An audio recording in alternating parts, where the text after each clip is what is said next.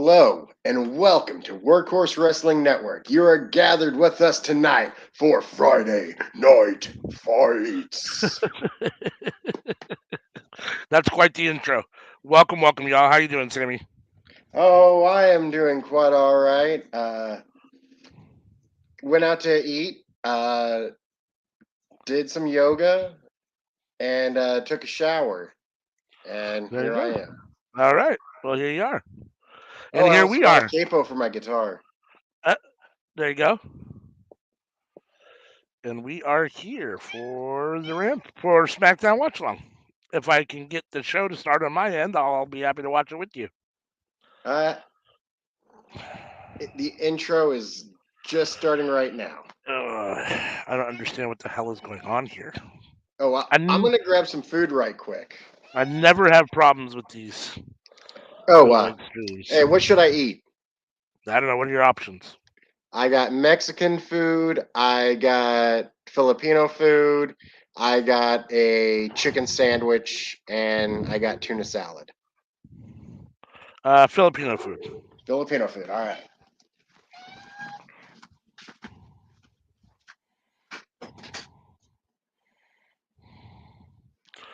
So, thank you if you're here choosing Workhorse Wrestling Network for your watch alongs.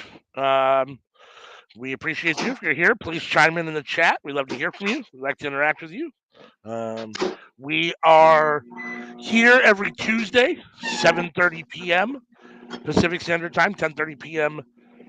Eastern Standard Time for the Cookout, where we talk about all things wrestling and all things not wrestling. We're here every Friday, right now, for Smackdown Watch Along, and then we will transition into a Rampage Watch Along. So we'll be here for the next 3 hours, droning in your ear. And then we're on every Saturday, UTR posts, which is Under the Radar, where we talk about myself and CM, although this week will be CM alone.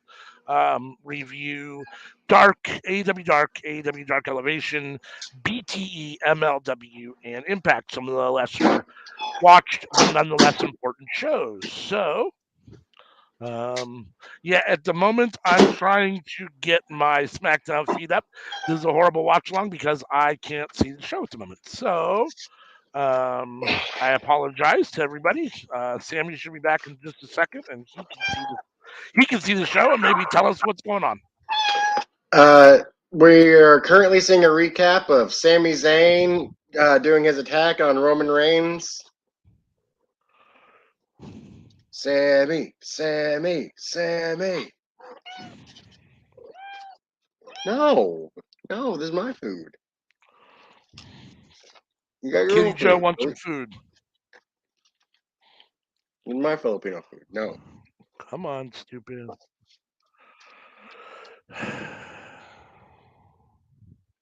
Adobo. Adobo. So we're gonna play. Can't play video. Cannot play video. Why is this not working? So much energy from Sami Zayn. Man, fingers freaking crossed. Let's see it. Let's get it.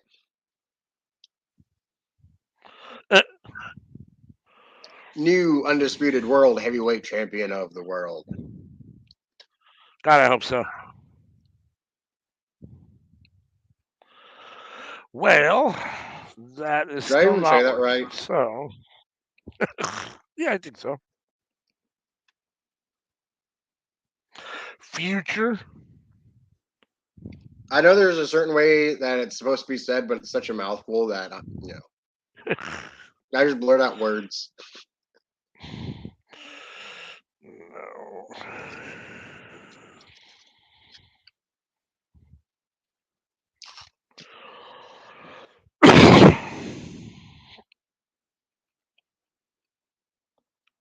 All right, Cat gave up.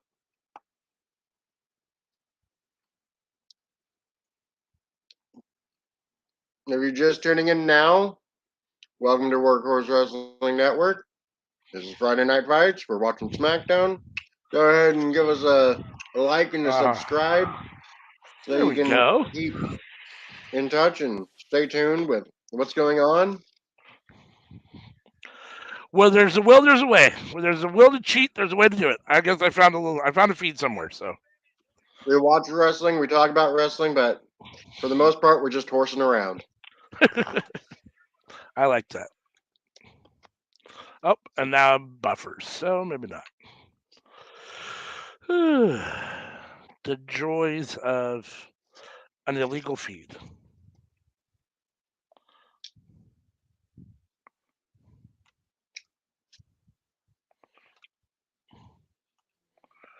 Oh, come on, you stupid hunk of shit.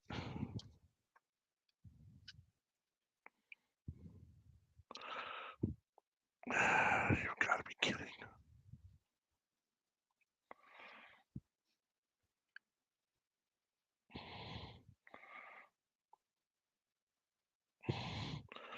That one started buffering and froze, so let's try another one, I guess. Unreal. Starting off the show with Paul Heyman.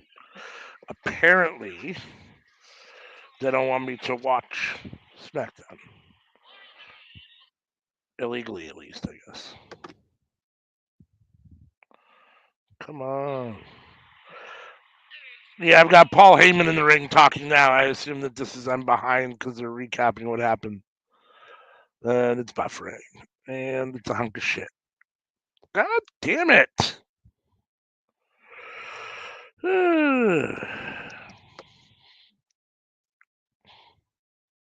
Love Paul Heyman. Me too. He's one of my favorites. And he's Jewish, so all the more.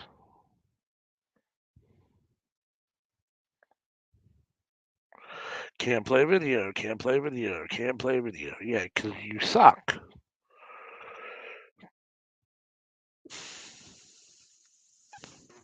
Well, I don't know how much help I'm going to be because I can't seem to get the show to play.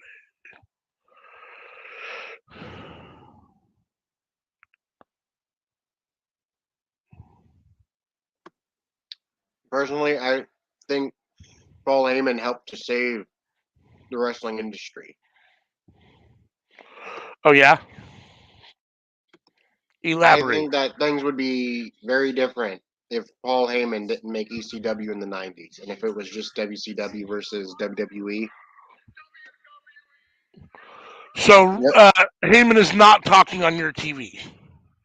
Heyman is talking on my TV. Okay, so I am apparently live and have well now it's buffering again. It was working for about a half a second. Paul's talking. Oh, Paul's talking again now. Yeah, no, I mean save WWE. Yeah, I mean at the time that ECW came around, there was definitely a void. You know, I mean for a long time WWE didn't have any real competition until WCW, and then when WCW went away, it was until I mean ECW was what it was until WWE bought it. Um, and then until AEW really. I mean, so yeah, I mean But ECW is one of the few companies to provide what I would call at least some sort of alternative and competition in some respect to WWE. I mean, obviously the they numbers gave never, you attitude. They gave you an edge. no doubt. I And mean, that changed what the other companies were doing. The other companies followed ECW's lead. yeah, no, I would agree with that. I mean, I in many ways, um, you could compare the current GCW to ECW. They're very similar, I think, in a lot of respects. Um, and Game Changer GCW is becoming a much bigger promotion all the time, and that's probably on the back of ECW to a certain extent. Yeah, I mean, obviously, it did change um, some of the style of wrestling, and obviously, like I said before, it gave it at least some sort of competition, and although they never did the numbers of a WWE or had the money or those kind of things, but it provided an alternative that a lot of people watched. And I Mick mean, Foley, Stone Cold, like Raven, like the guys who went in there hone their craft, change their character. Like Stone Cold does not exist without Steve Austin going to ECW. Right. Foley as God does not exist without him stopping in at ECW. That's true. These are all very true statements.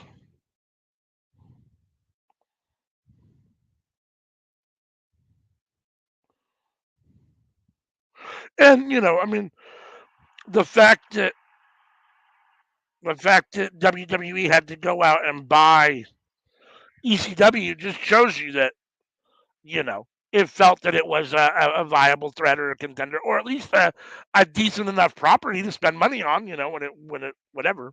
So either to take it away as competition, or to because it was going to go away and whatever. Let's bring it into the fold. But whatever the case may be. Well, I have some sort of feed now, at least. I have Sammy and Paul. It looks like Sammy's extending his hand, and Paul may or may not shake it. I don't know how I am time-wise with you. I don't know what you're seeing, but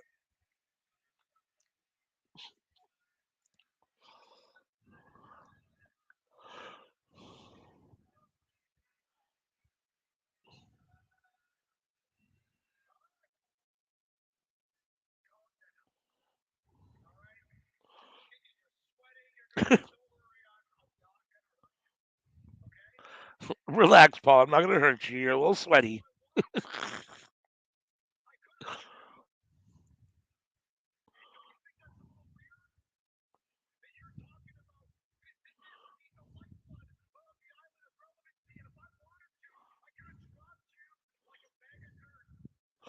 So, unfortunately, we're missing Miss Anika tonight. She had to work. Oh, no, I'm sorry. It was her dad's birthday. I apologize. That's why she's not here. But she will be on.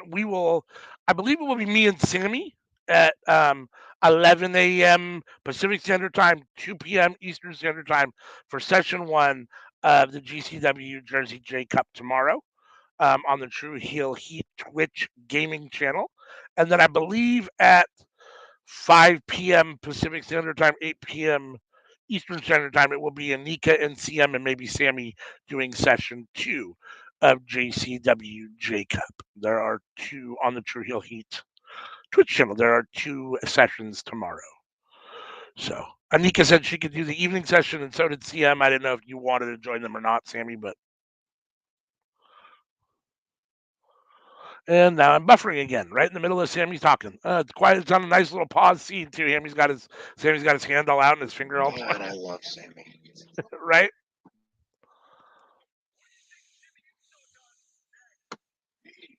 Please, please give it to us. Uh, Like even if it's just for the 6 weeks and then Cody takes the titles at Mania, I'm fine with it. Give us the 6 weeks of Sammy as champ. I want it. I need it in my life. Yeah, I mean, I need Sammy as champ too. I just am not satisfied with 6 weeks. Like, I don't. He's better than to just be a transition from Roman to Cody. I don't like him as just a belt holder from Roman to Cody. I love that he can beat Roman. That would be great. But it would be amazing if he beat Roman and then beat Cody at WrestleMania and retained him and held him for a little while. Maybe Cody can win him at SummerSlam or something, or I don't know. But it'd be awesome if Sammy could have an elimination chamber victory over Roman Reigns to take both titles, and then beat Cody at WrestleMania and keep the titles. That's not going to happen, but I mean, you could do a lot with it. yeah, Because I guess you could have Cody lose to Sammy, and it make him become heel. yeah, absolutely. Where everybody boos Cody and cheers Sammy. Cody loses, Sammy wins. And I could see that being turned into a storyline of it just eats him up inside. Yeah. Yep. And then come WrestleMania or come SummerSlam, they could have a rematch and he can win the titles then or something. I mean, and heel champions are better anyhow, in my opinion. So at that point you have a heel Cody and he wins over face Sammy, who's probably by SummerSlam gotten a little stale. Yeah, I mean, to be fair, I love Sammy, but face champions are what they are, right? And of course, we won't know what Sammy's run will be like. If they do something great, that'd be awesome. But my guess is that if they did something to that, it'd be a fairly bland run until somebody else took the title. But who knows? But yeah, I can't imagine they'll do that. I don't. When I for whatever reason, when WWE people in the back, whether it's Triple H or Vince, whatever you believe, who's ever making creative decisions right now, when they sit down and they look at Roman Reigns and they look at Sami Zayn and they look at Cody Rhodes as the three like potential big people right at this moment that could hold those titles, for whatever reason, it feels like they see Sami Zayn as the weakest of those three and the one that is least likely to be able to do it. And I'm not sure why. Um, I don't see it that way, but WWE seems to see it that way. So I don't imagine that we'll get any of that, but who knows? Tell Roman he doesn't have to worry about Cody. I love it. I love it. Yep. My started buffering again, so back to trying to find another stream.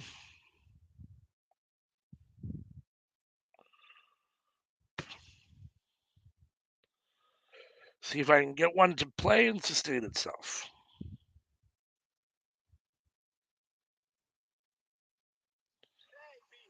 All right. Is there any chance that Braun and Ricochet win tonight and win the titles?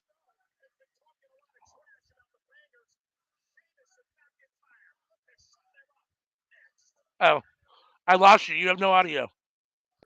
That's the match tonight.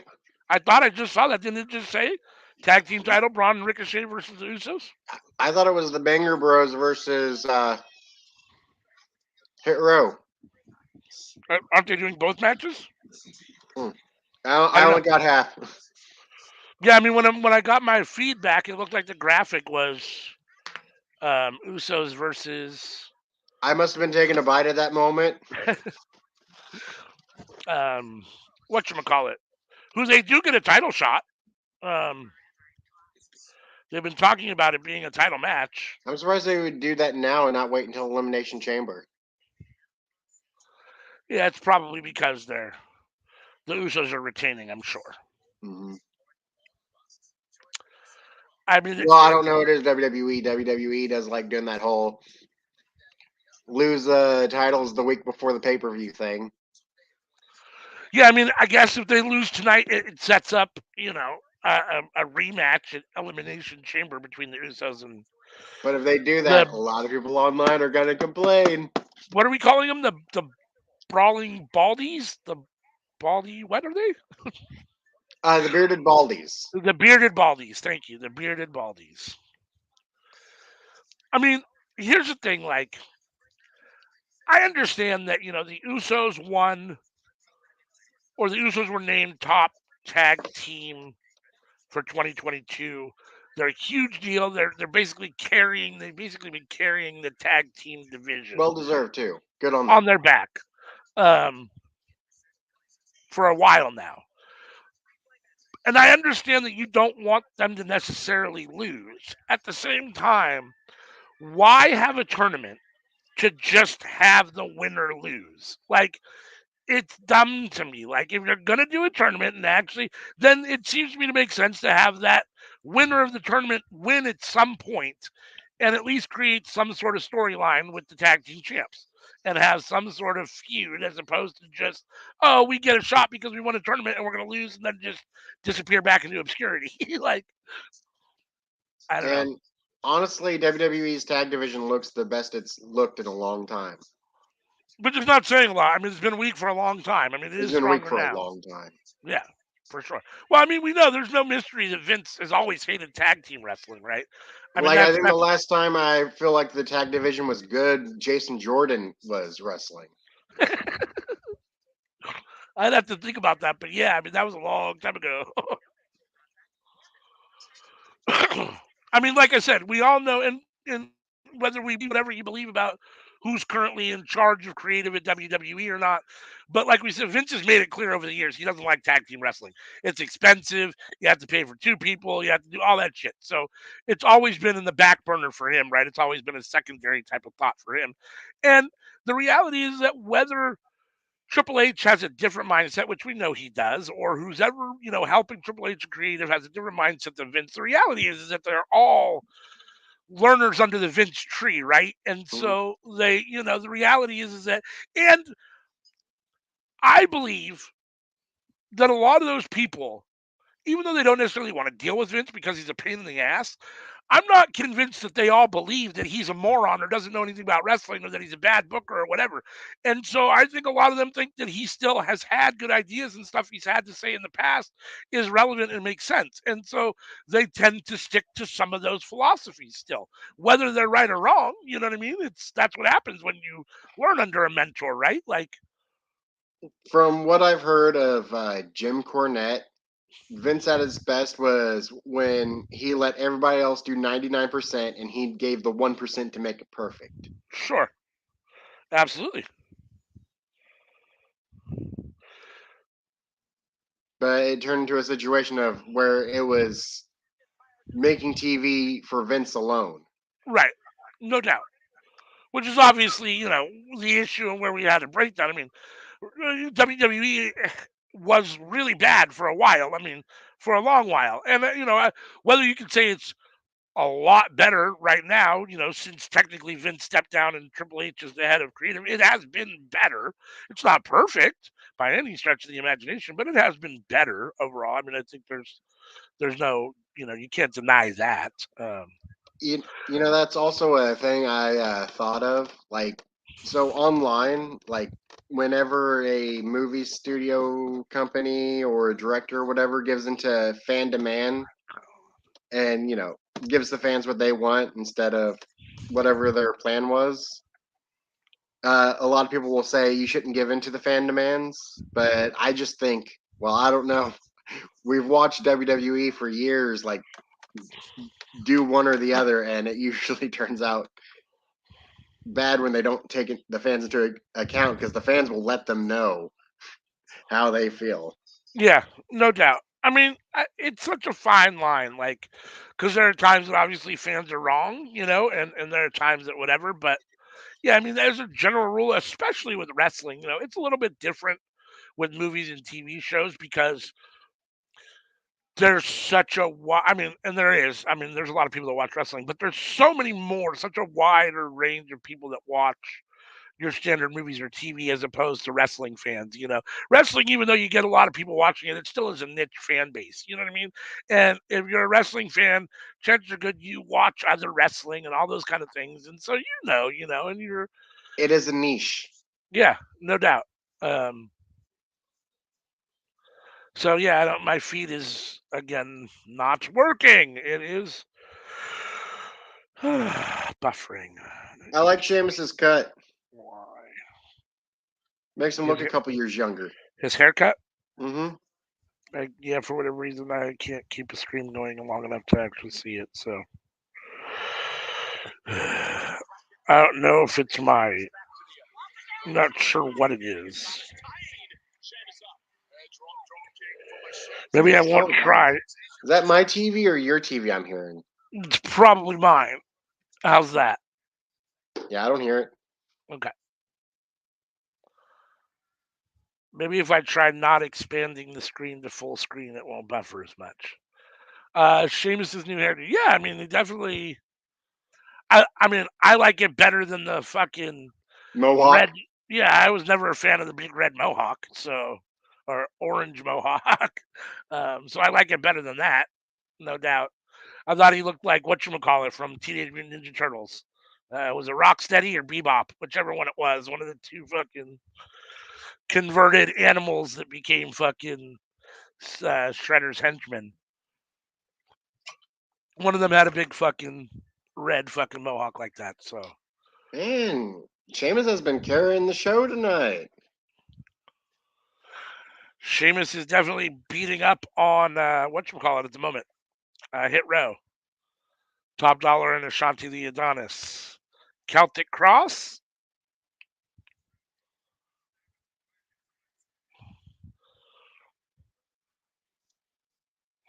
I like Sheamus and Drew together. I mean, if you don't have a solid single storyline for both of them, then yeah, I mean, I assume I like them together and just let them be a good, you know, strong style tag team. The tag team division needs more teams.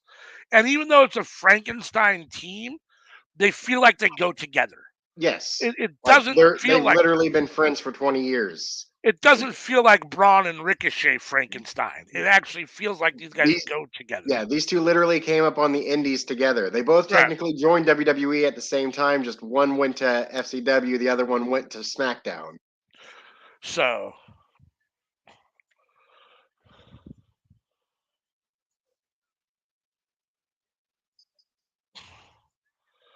well, this feed seems to be doing better. So at least it's staying going. The Brawling Brutes just got the win. Sheamus got the pin on Ashanti the Adonis. Is Karrion Kross doing all right? I don't know. When was the last time we saw him? Was that when he got beat up? I think it was with the Rey Mysterio thing, wasn't it? I'm not totally sure. Is that right? It might be. It might very well be. Who is that? Oh, it's Viking Sarah. Raiders. Sarah Logan, yeah, from Viking Raiders. Which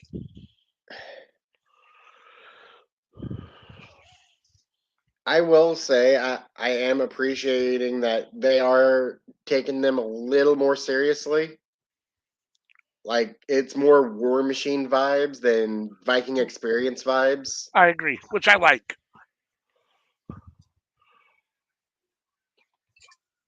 Yeah, I mean, I've definitely been disappointed with War Machine in WWE. You know,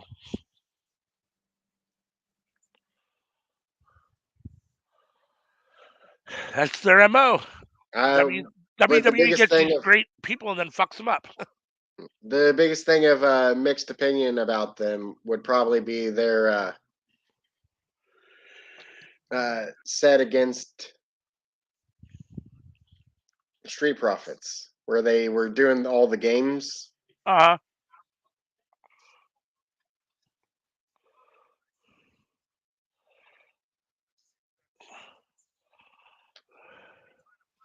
So I'm wearing red.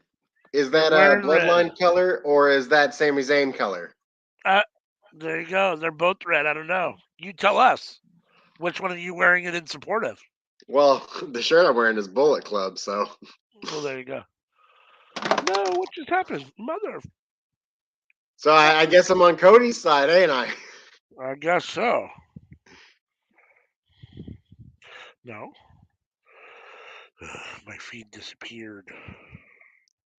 Uh, I wasn't paying attention. Was that an ad of pre-ordering for the new WWE game and getting Bad Bunny as a playable character? Like I said, my feed is not working at the moment, so I missed it. Oh, But okay.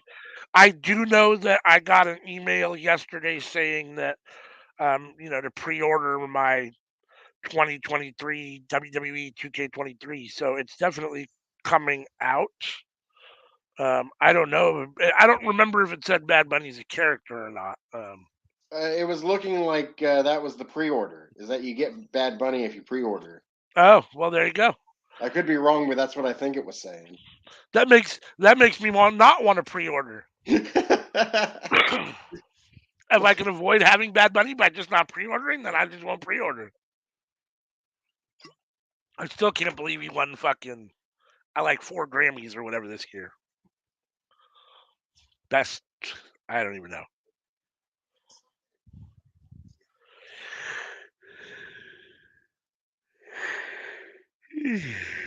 I got a Washington Mutual commercial at the moment.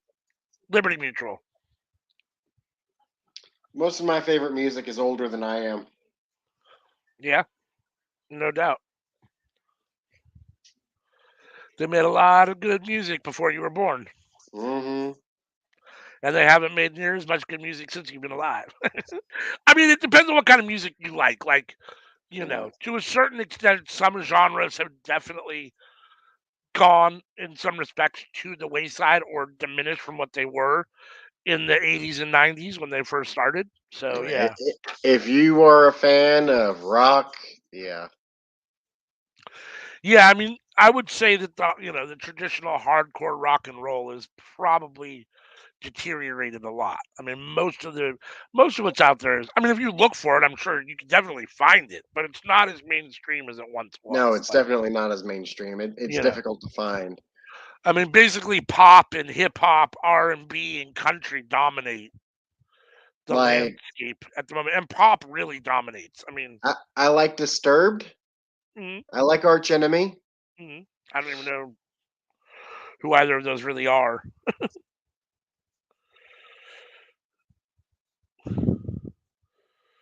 But yeah, I mean, it's like anything. I mean, if you want to find it, you can find it. It's become more of a niche for sure. Mm-hmm. Very much so. And there's not a lot of like what I don't see a whole lot of anymore. I feel like I see less of is just like your average rocker. Not even like not your Disturbs, but even just like your Bruce Springsteens, your Huey Lewis's, your regular rock and rollers. You know what I'm saying? Just not the heavier ones. Just those ones don't even seem to be around as much as they were. I mean, No, periodically you get a you Nickelback got or your you get a Post Malones now. yeah. There's a lot of those out there for sure. Like that's the modern day rocker Yep. is that. Which is funny because really that's more lyrical hip hop than it is rock. Yeah, I mean, yeah.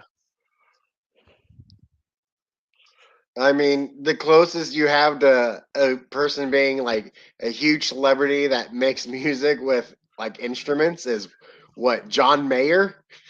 Yeah, Ed Sheeran. Yeah, I mean, but yeah, you're right. I mean, there's not many, and those guys are all pop. Yeah, Those guys they're aren't pop. doing. Those are pop. Yeah, that's pop music. That's not rock and roll. I mean, that's not. I guess you uh,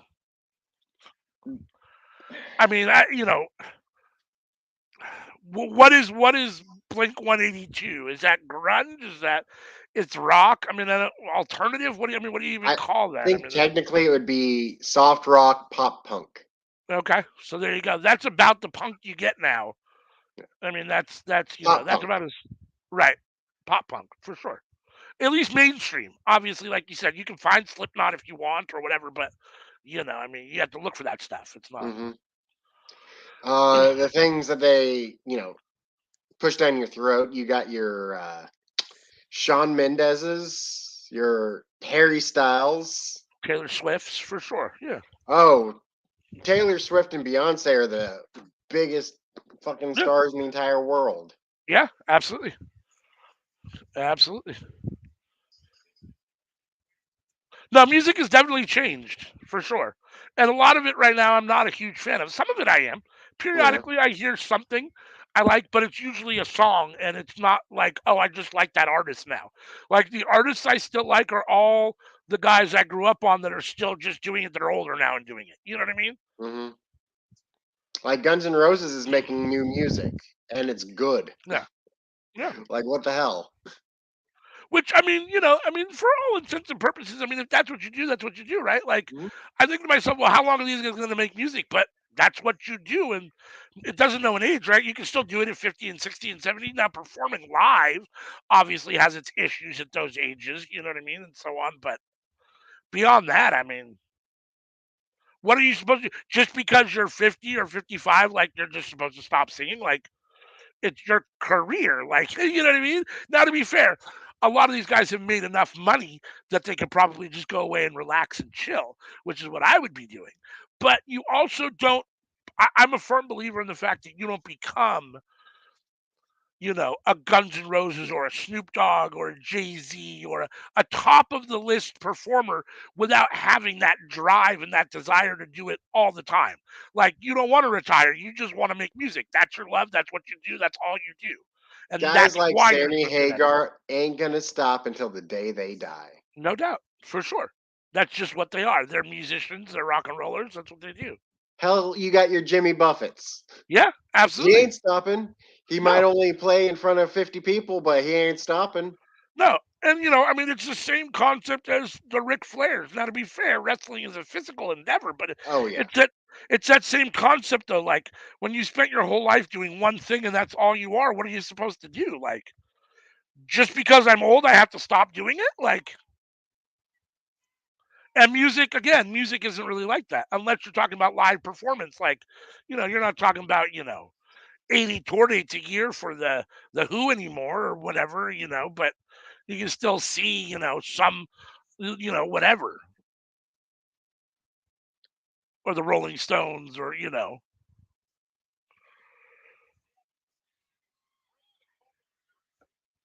oh my God, I'm going to fucking wig out on somebody. I swear to fucking God.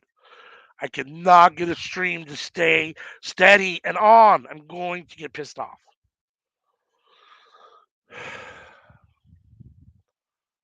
It gets going for like 2 seconds and then it starts buffering. I will literally listen to any kind of music. Yeah, I mean, I can't listen to any kind of music. It really depends on what it is, and it's got to be something it's got to catch my ear. Like, I mean, there's like certain artists and genres that I don't care for, but I can't say that there's any one genre of, oh, I don't like that. Yeah, I mean, to be fair, like, uh, you can count the heavy metal songs, and I say heavy metal. You can count the heavy metal songs I like on two hands, but I still like two hands worth of heavy metal songs. So Hmm. it's not like I hate the whole genre. It's just a small amount that I personally like. You know what I mean? Or country songs. Like there's probably 10 to 20 country songs that I like, but I like those 10 to 20 country songs. So it's not like I hate country totally. My It's just favorite not. thing about playing Fallout is just going around and listening to the music while I play, which I think takes you out of stealth in the game. Yeah, I don't know. I don't play far. What is it? Say it again. Fallout. Fallout. Yeah, I never played Fallout. Oh, you should give it a try. I Uh, don't tend to play those role playing games like that, the RPG ones like that. oh, what do you go for? I just play sports games. Sports I games. just play Madden or NBA 2K or WWE 2K. I play FIFA. I play MLB, the show, those kind of. I don't play. I every once in a while, like I'll play a Mario Brothers type of thing. Like my wife has a Switch, so she has like Yoshi's World. I'll play that for a little bit, or I'll play Legend of Zelda for a little bit on her Switch. But I don't play any of that Modern Warfare, Call of Duty, no Grand Theft Auto, none of that stuff. I never played any of that stuff. I mean, I played Grand Theft Auto a little bit, like at other people's houses and shit, but I've never owned those games. Like I've never played those or made those mine. All right. Well, I got this tattoo here. Uh huh. It's Glass Arrow, Uh huh. Skyrim. Okay. So yeah, I'm a big RPG guy. Yeah. Bethesda's great. CD Project Red is great. Like whether it's with swords, magic, or guns, like RPGs are good in my book. If I'm playing with somebody though, I do like a fighting game. I don't know how to play fighting games, but I have so much fun playing those fighting games, just When you say mashing that, you mean buttons. like a Mortal Kombat or a Street Fighter type of fighting Oh game, yeah, or love Street yeah, Fighter, love Tekken. Tekken's great. I play a yep. bunch of like no name, never heard of this before. Who are these characters? I don't know any of the controls. I just mash buttons and I have fun doing it with people. Yeah, I mean, I like the fighter games as long as you're playing with somebody. Like against a Oh yeah. computer, it is what it is. It can be all right for a little bit. Like I have Mortal Kombat for the PS5, and it's all right. I mean, but I like playing with my wife much better, or a friend much better. I mean, I never play it by myself. You know what I mean? Um, yeah, I don't know. Like, I'll be honest with you. What fucking game was it? There was some game, and I can't remember what it was. It was fucking. It wasn't Final Fantasy, but it was something like that, and it came out in like 2002 or 2003, and it was on PlayStation 3 or 4 or something, and I fucking played it for 1,000 hours with the guidebook and fucking I had it beat, and I realized that I missed one thing on like level 2, and I couldn't go back and get it, and I was so pissed that I'll never play another role playing game after that. I'm cool. And the first person shooter games like Call of Duty Modern, those I'm terrible at.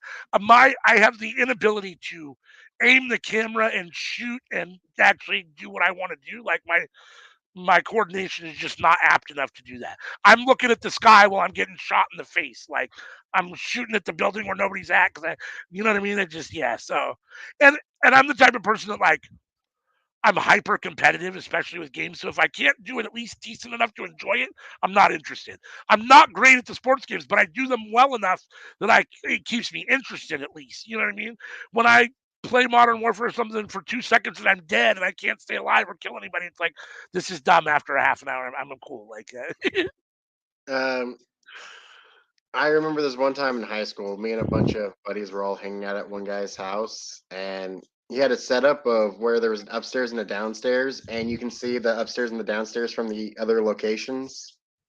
And so I was upstairs on the one TV playing a fighting game, and there was this one move. It was an awful move. It was big. It was slow. It was weak. It left you open. And so me and the other guy were at like a sliver of health, and I went and did this move and killed him with fire. And my buddy from downstairs saw it, just comes running up and just like, "Holy shit! What the hell did you just do? You just killed him with fire!" And it was just so funny because like I did it expecting to lose. I was just like, throw the game away. But I guess because it was a move that's so bad that they would never expected me to pull it off at the very last second when everything was crucial. That like moments like that make the games worth playing yeah, and makes them memorable. Like here it's been a decade and I still remember that moment of just spewing fire on them. yeah. Like I mean, like when I'm a big Star Wars fan, so like when they have a Star Wars game or a Star Trek game, and it comes out and it's like one of those. I'm like, oh, that looks really cool, and then I don't know. I get so bored so quick and so easily with those, especially like you have to do a mission and you have to solve the fucking problem, and it takes me fucking 10 hours. After about 3 hours of not being able to solve, I'm fucking pissed and I'm done. Like this is just ridiculous. Oh, you have to move the boxes in this direction and you don't know how to do it, and it's like fuck, I've been doing this for 5 hours and I'm done. Like I can't get out of this fucking room. So that shit pisses me off. And I so I just I'm a big sports fan, so I just tend to stick to sports games. My son-in-law is a big Call of Duty player. Like he plays all the time.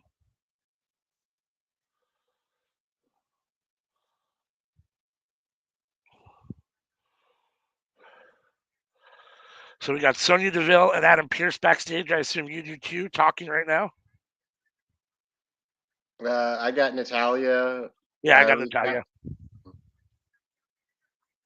Oh no, I've got Chelsea Green. Sorry, Chelsea Green talking to Sonya Deville and Adam Pearce. okay. So you're ahead of me. Oh, okay. What a novel idea. Couldn't get a fucking stream and now I'm ahead.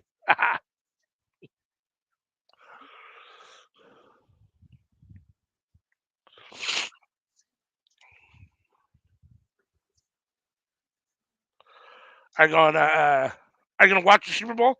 I assume you're a Chiefs fan, so Yeah. I assume.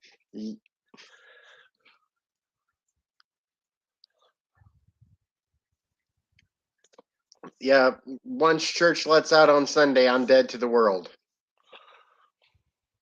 Well, aside from my family, because I'm going to be partying with my family. You go to church every Sunday? I started going again. Yeah. Any particular reason why? Just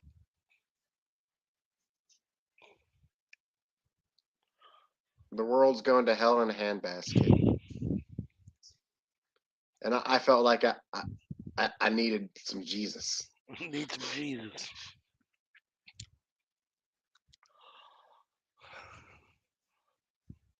So here we go. Ricochet and Braun.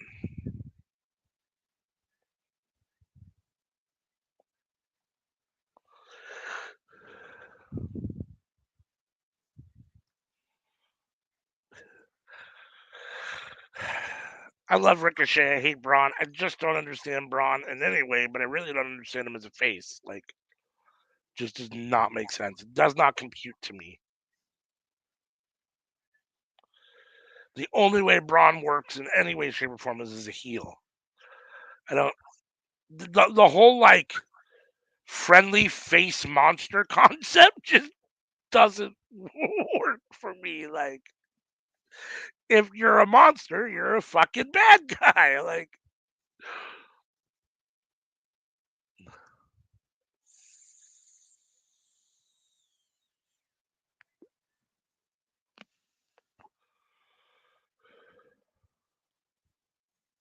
uh oh.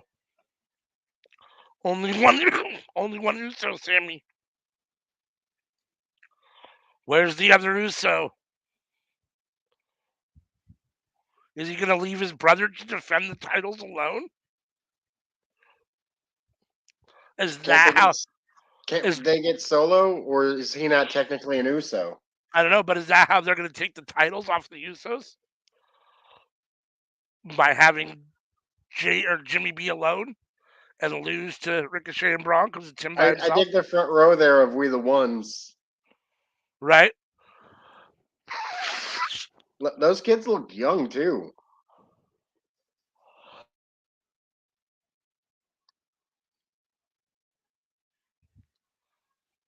How do you think those kids got those tickets? I don't know. Who knows? Either their parents really love them, or they're from a group home and it's a special event, or they're friends and family of someone performing tonight, one of the wrestlers or something. I mean, oh, there he is. All right, Jimmy's here.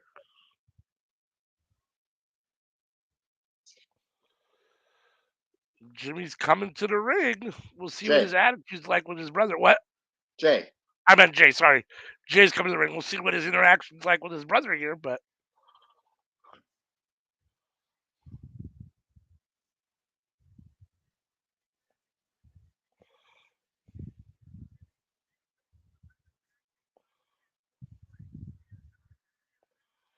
yeah, defend the titles at full strength here tonight.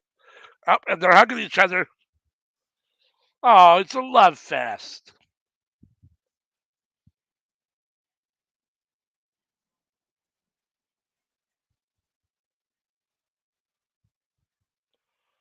I want to see Jay turn on Jimmy and cost him the titles and then walk away from the bloodline. And then we get, at it some just point, we get, warms the muscle inside the chest that pumps blood.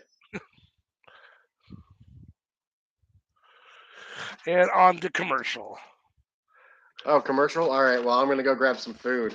All right, you do that. Well, you do that, I'll drone on to our listeners here, our watchers here. If you are joining us here for our SmackDown watch along tonight, we appreciate it. Thank you very much. If you're new to Workhorse Wrestling Network, please hit that subscribe button. We're currently at 59 subscribers. Love to hit 60. Love to hit 100. Love to hit 1,000. Keep going. So please hit that subscribe button. If you're new, hit that notification button so you can get notified every time we drop new content. Hit that like button on this video.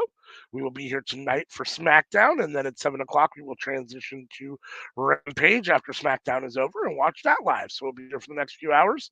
For Rampage, CM will join us at 7 o'clock.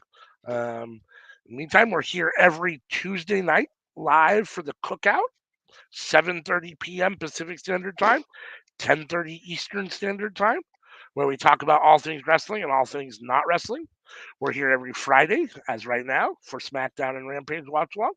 On Saturdays, we drop Under the Radar, which is myself and CM reviewing some of the lesser watched but nonetheless important shows: AEW Dark, AEW Dark Elevation, MLW, Impact Wrestling, and BTE. So that posts on YouTube at 11 a.m. Pacific Standard Time every Saturday. So please be sure to check that out. Leave us some comments in the comments. Love to hear from you guys. Tomorrow, Saturday, we will be doing our first watch-alongs for GCW on True Heel Heat Gaming on Twitch. So join us for those. 11 a.m. Pacific Standard Time. We will be watching the first session of the Jersey J Cup. And then later at 5 p.m. Pacific Standard Time, 8 p.m. Eastern Standard Time, they'll be watching session 2, both on the True Heel Heat Gaming Twitch channel. So join us for those tomorrow. And yeah, I spoke too fast. We're still at commercial. But at least Sammy's back. So instead of just listening to me, we can watch Sammy eat. What are you eating on? Oh, is that what we talked about before?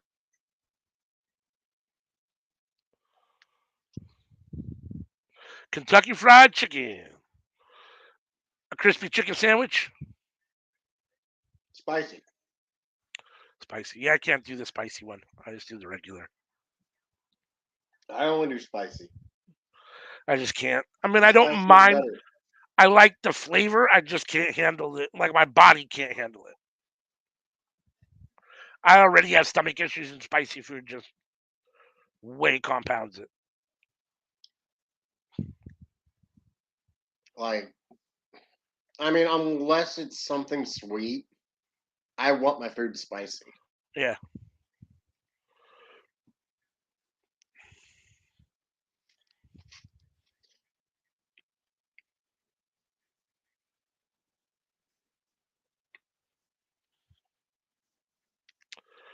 Raw live in Brooklyn this Monday. All right, here we go. Back to tag team champions. We got Jimmy and Jey Uso in the ring versus Ricochet and Braun, the winners of the tag team tournament. To get their chance tag team titles here. And also, I can handle some serious heat too. Yeah. Like, I definitely cannot. Like, I can handle stuff that can peel paint. Like, a little bit of heat is okay. I enjoy a little bit of heat, but if it gets too hot, for one, I know I'm not going to be able to handle it body wise. And two, after a certain point, I don't enjoy it anymore. So it just becomes too hot. It's like music. Like, it's weird. It can be my very favorite song in the world. If it's played too loud, it just becomes noise for me. Like, I'm not a huge fan of super, super loud, just like as loud as you can get at music. Like, it turns me off no matter what it is. At some point, it just becomes noise to me. And that's how I feel like with I heat. feel like Like, there's certain songs where they can never get loud enough for me. yeah, Like a Rooster. not familiar with that song. Or if I am, I mean, I don't know it off the top of my head. I mean, Alice in Chains. I mean, maybe if I heard it, I might recognize it. I mean, it's possible I've heard it before, but I'm definitely not an Alice in Chains fan. So I mean, I couldn't, probably not, unless it was like a major mainstream song. Like, probably not. But that's the way I feel about heat. Like, at some point when it's too hot, it just becomes heat, and you can't taste anything else. It just drowns out everything else, and all it is hot, and that I don't care for.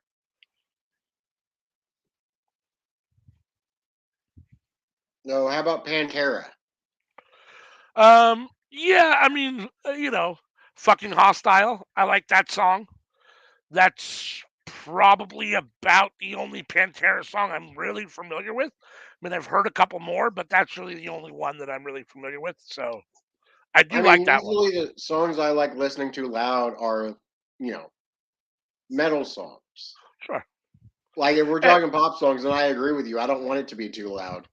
And metal songs especially, like when it's like a hardcore, like electric driving heavy metal beat, the louder you turn it up, the more noisy it gets to me. Like, those I have to listen to at even a lower level because it's already noisy to me, just the heavy metal sound itself. So once you crank that way up, it's way too much. Like, Yeah, so we're the opposite on that. Metal's the ones I want to listen to louder. yeah. Yep. I guess, I mean, for someone that can't hear, my wife always complains about how I'm already need hearing aids.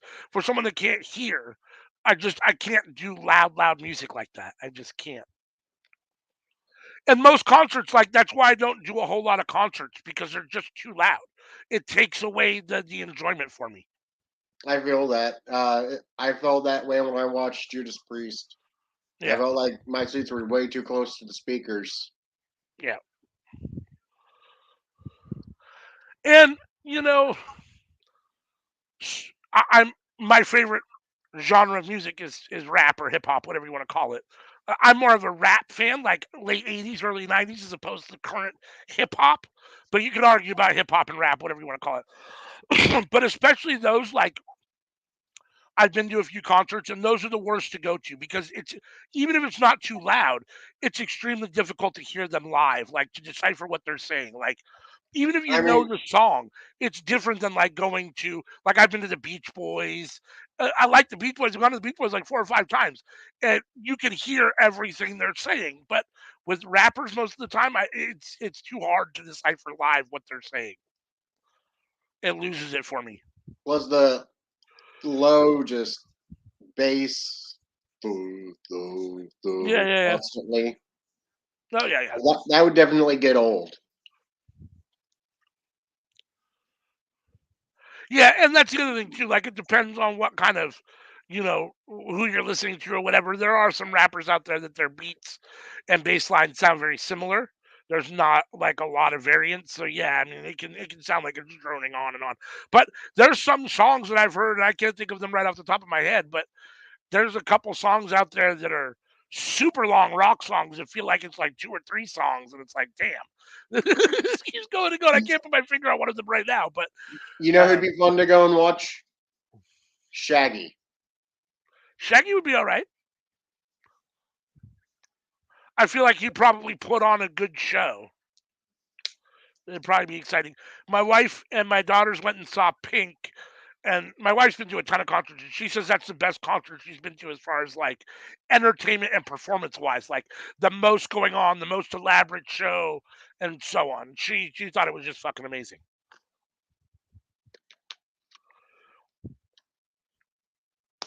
They call him Mr. Lovely.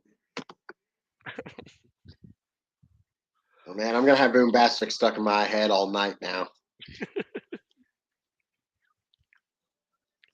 Which is funny because like for me, for Shaggy, I like It Wasn't Me or Angel Baby better than Boombastic.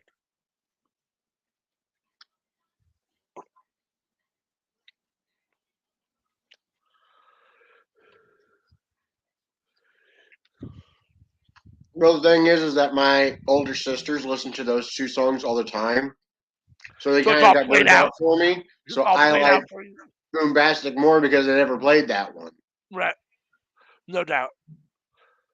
That is the bad part about a really good mainstream song is that it will get played out both on the radio and by people around you that like it. Like it'll just get played and played. And to the point where you're like, fuck, I can't hear that song again. I can't do it.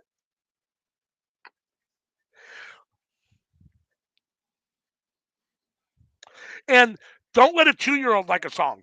My grandson's favorite song right now, and I don't even know why, is Unholy by Sam Smith. And he wants to hear it all day long. He's screaming at the Alexa all day, play, play, play, play. So after you've heard that song like 5 times in like 5 minutes or 10 minutes, it's like, dude, I'm going to fucking kill somebody. Yeah, I don't like that song actually. I like Like the song. I just, I it's too don't like the much. song. Like there are Sam Smith songs I enjoy, Mhm. but I don't like that one. Yeah, yeah, Like even the first time I heard it, I was like, eh. yeah. But then it became like the number one song in the world, and then I just kept on having it played in front of me, and I'm like, seriously, this one? This is And the song everybody's crazy the more about? you hear it, the more Okay. you hate it. Like it's just such a weird thing. I was just like, oh well, here's a nothing song that's gonna be gone in a week, and it still ain't gone.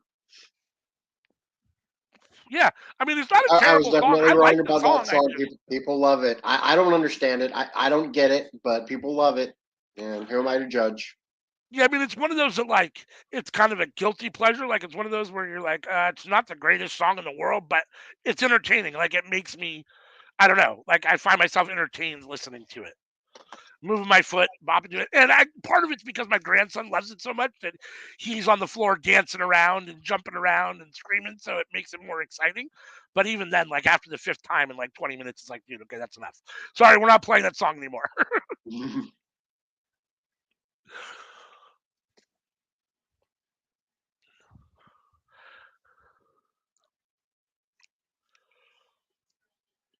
So Ricochet and is it Jimmy? Both were down in the ring. Both made the hot tag. Here comes What was Braun. the Pink song that she did with the guy from Fun? I don't even know Fun. I wouldn't be able to tell you. I have no idea.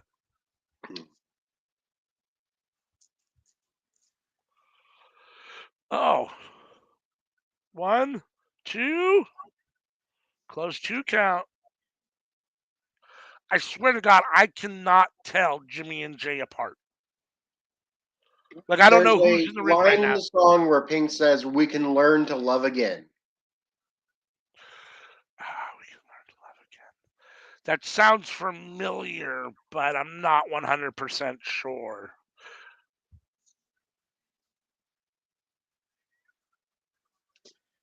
Okay, so it's Jay in the ring.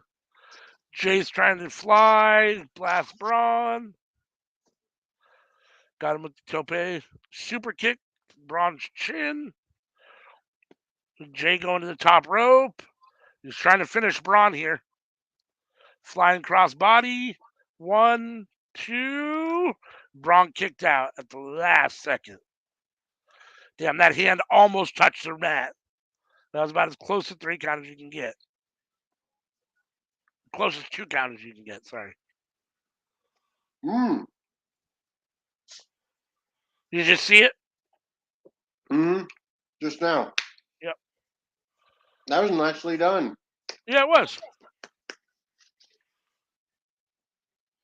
Oh. Jimmy went for the move. Braun countered. Jimmy countered. Or Jay countered. Super kick. Jay. Ricochet off the top rope with a flying cross body. On to Jay. Springboard. Ricochet's putting it on him right now. Standing senton. 2. Close 2 count again. Ricochet and Braun look actually pretty good tonight. I mean, to be fair, they're wrestling the Usos, so the Usos can get a good match out of anybody, right? Well, that's what I think, but a lot of people argue against that. A lot of people will say, are they really the best tag team in the world if they haven't faced 4 of the top 5 other tag teams? Oh, well, I have no problem saying that, but I also think that the Usos always have a good match or always get a good match out of their competition. But yes, I mean, I think it's a little hard to rate. I find it hard to rate WWE wrestlers in comparison to other organizations' wrestlers where other organizations are wrestling each other and WWE wrestlers are so isolated.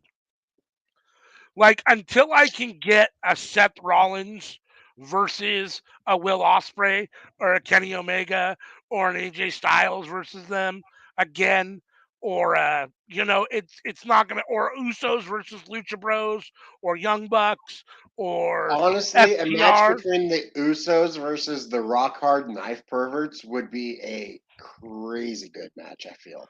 Yeah, I mean, there's so many tag teams out there that the Usos, because of WWE's isolationist mentality, that they'll at this point they haven't wrestled and probably never going to get to wrestle. So it's hard to gauge how good they are. Oh, hey, I mentioned the Rock Hard Knife Perverts, and I'm wearing my Bullet Club shirt. Oh, there you go. There you go. I'm on brand. Too sweet. There you go. So one of the Usos is laid out in the ring, and Braun is running. The Braun train was on the tracks, but he missed and went over the announce table. I think it's Jimmy that's in the ring right now. Ricochet over the top rope onto Jay. All right. Jimmy Uso's down in the ring. Ricochet's going to the top rope. Ricochet's going to try to win the titles right here. Where you get a 450 splash. Oh. Jimmy got up. Elbowed him in the corner. Jimmy's on the corner. We're about to get a superplex, it looks like.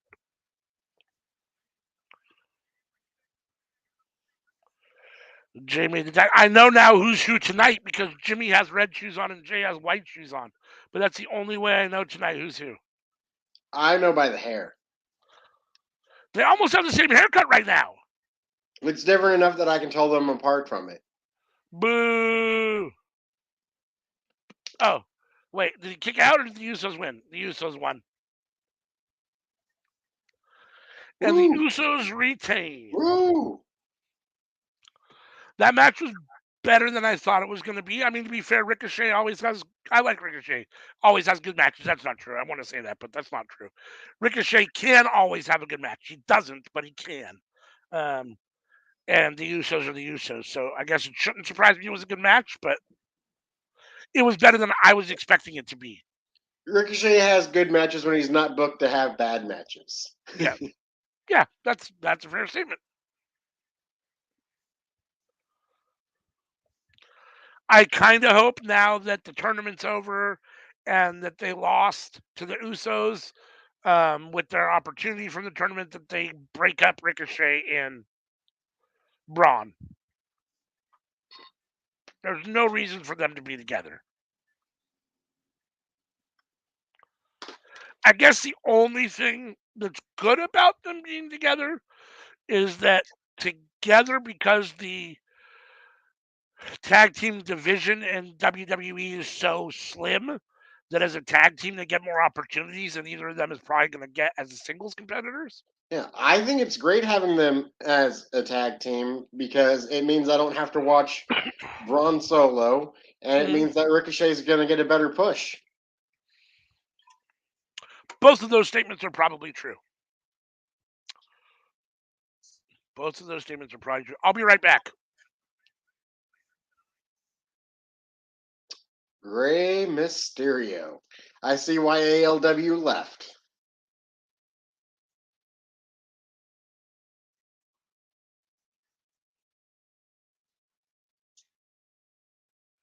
Okay.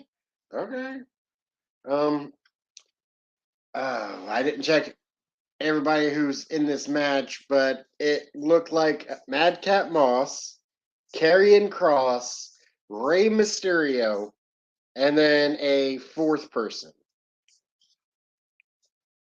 Couldn't tell you at the moment who this fourth person is going to be, but I'm looking forward to telling you and finding out myself. I mean, I probably could just rewind it 20 seconds. So, might as well, right?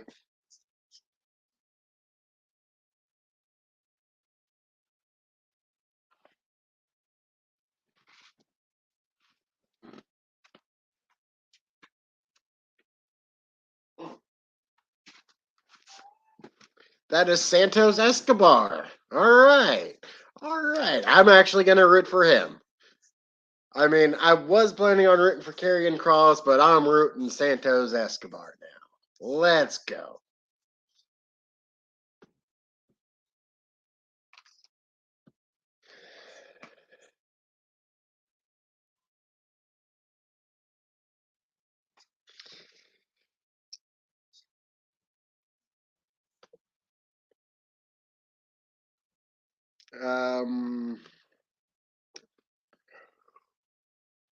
Have they announced any other matches for the pay-per-view yet? Let's see. Elimination Chamber 2023.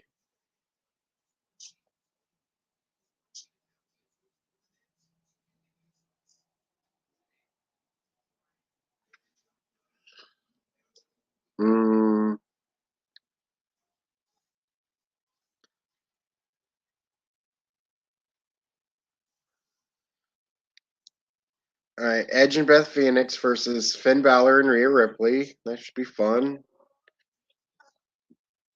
And we got the two Elimination Chamber matches, one for a number one contender for their women's title and one for the United States Championship.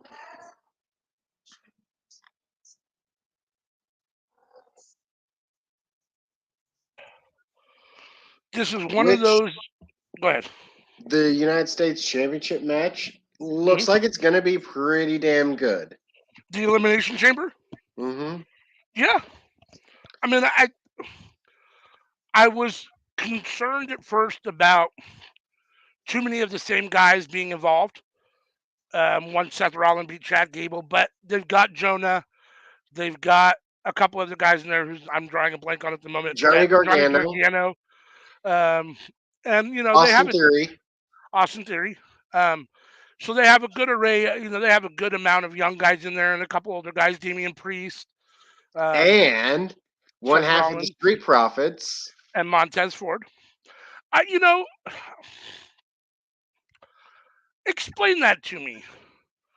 Explain to me why Angelo Dawkins and Montez Ford both have singles matches, but Tez wins and Dawkins doesn't.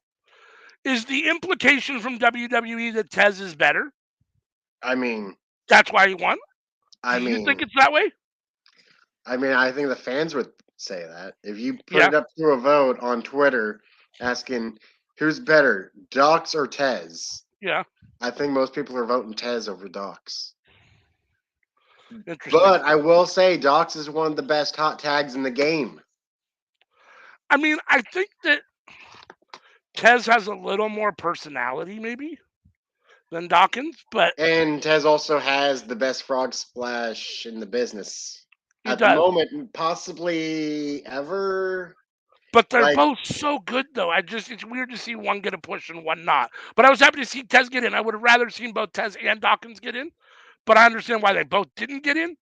Um, The only thing I would prefer to see is others. I would have rather had Chad Gable as opposed to Seth Rollins, just because Seth Rollins doesn't need to be in another Elimination Chamber match for a mid title that he's already held.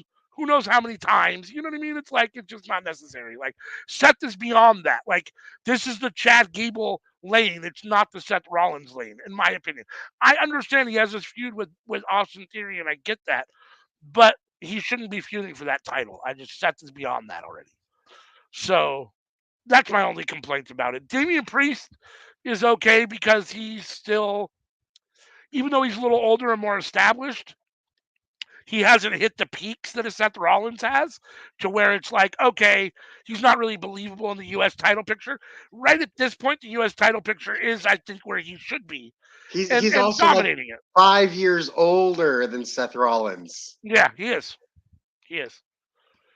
He is. Like, that's a rough position to be in unless your body's able to hold up like a Ron Killings. Yeah. No doubt. No, I mean, Damian Priest is one of those very interesting guys, right? Because in the world of professional wrestling, he's only really been around. Well, he's been around for a long time, but mainstream where people have known him for what, 5 years maybe now? And Maybe. so, you know what I mean? But he's already 42 years old. Like, Like it would probably be more accurate to say 3 years. I mean, I think people, the hardcore wrestling fans knew Punishment Martinez. Hmm.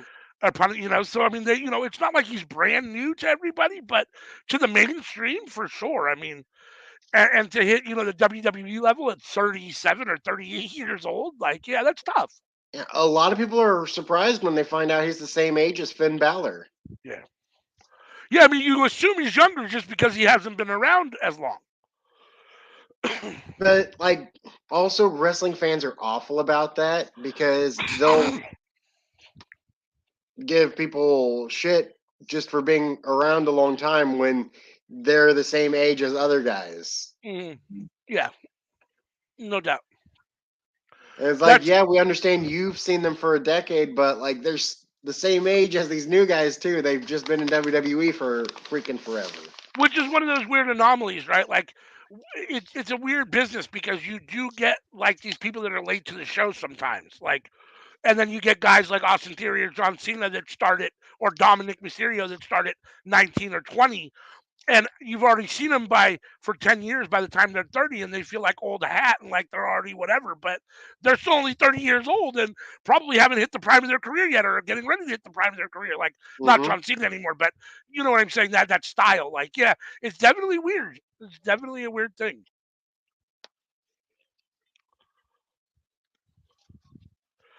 Oh, here we go. Rhonda Ronda Rousey is on the scene. She's about to step in the ring with Shayna Baszler, and is that Liv Morgan?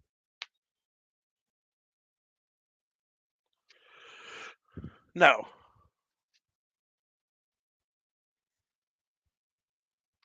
It is not.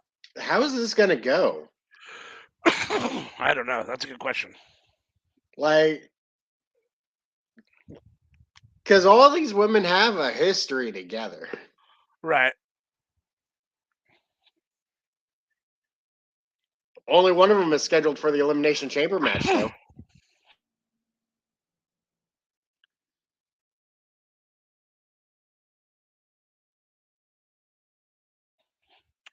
Yeah, I mean, why is Natty's in there just for chamber fodder, no doubt. I mean, it looks like we're gonna get Shotzi and Natty versus Shayna and Ronda.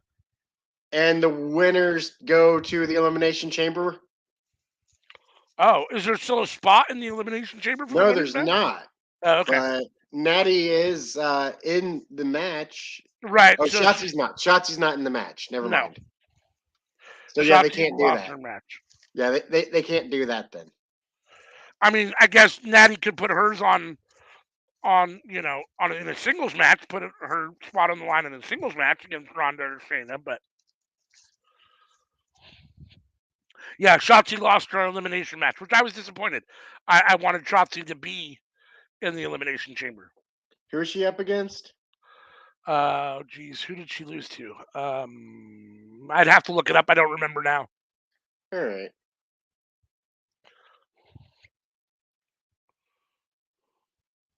Oh, Sammy and Jay backstage.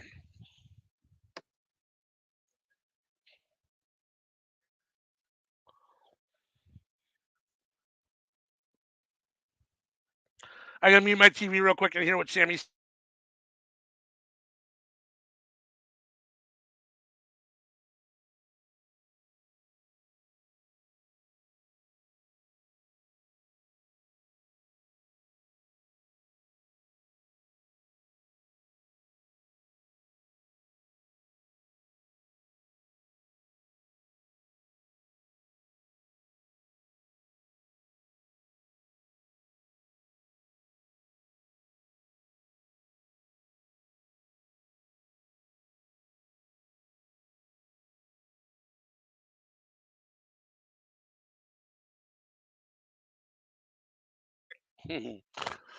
Sammy's trying to recruit him.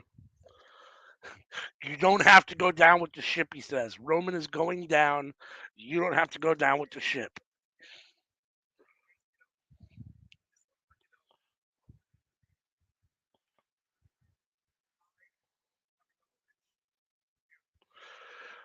As much as I don't want Sammy to feel like a transition from Roman to Cody or to just be, the conduit between Roman and Cody, if they don't, if Sammy doesn't win, I think they missed the boat.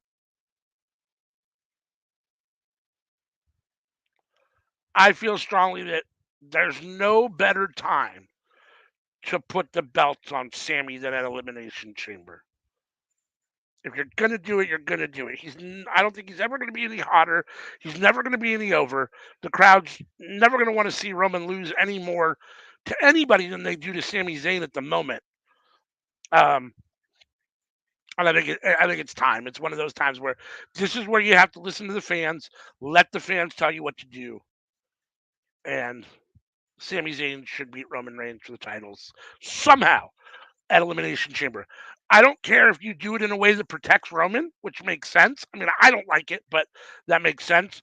Jimmy or Jay gets involved, somehow costs Roman the title, whatever the case may be, where Roman still stays protected because he's you know, the face of WWE. But this is the time to take the titles off of him and put them on Sami Zayn.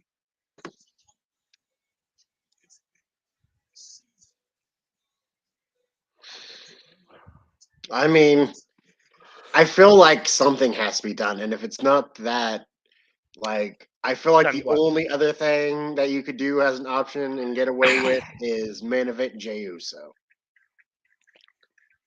but I don't know if that's as resonant with the fans as it Right. would be to go with Sammy instead. Right. I mean, I think it would have been pre-Sammy, but now that Sammy's involved in the bloodline, he's taken all of that thunder.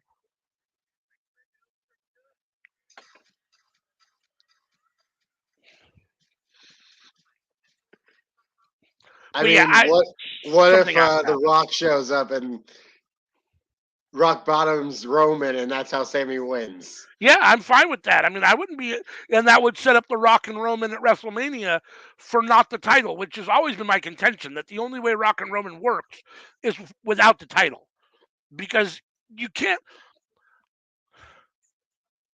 I don't want Roman to win. The Rock Like has to win, we've and he we've can't come be up the with a title hundred holder. of we've come up with 100 ideas that are all good, and Yeah, like it's in WWE's court. Like they have a lot of ways that they can make this good, and only a couple ways that they can make it bad. knowing WWE, it'll be bad. Oh god. Oh god. I don't have my faith. I mean, like I said, I guess I have a little more faith because in theory, we're supposed to believe that Triple H is running creative, and I think he's a little bit more in tune with what's going on than Vince. But if Vince is still making the decisions backstage, it wouldn't surprise me. We just don't know that yet. Like, then yeah, I mean, we're not going to get anything different than what WWE's been doing for 50 years. Like, they have a pretty long established pattern of making the wrong choices regularly. So, my question is, I want to see Tyler Black versus Kenny Omega and versus Bryan Danielson and versus Will Ospreay and versus Mike Bailey. Are we ever going to get that? We're not, Yes. are we? Yes. You think so? Yes, we are. No.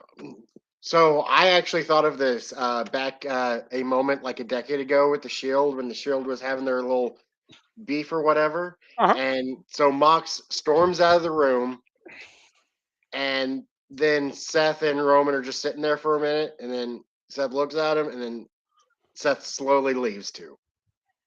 I think that's how it's going to go with the Shield and WWE. Mox stormed out, and slowly but eventually, Seth is going to leave too.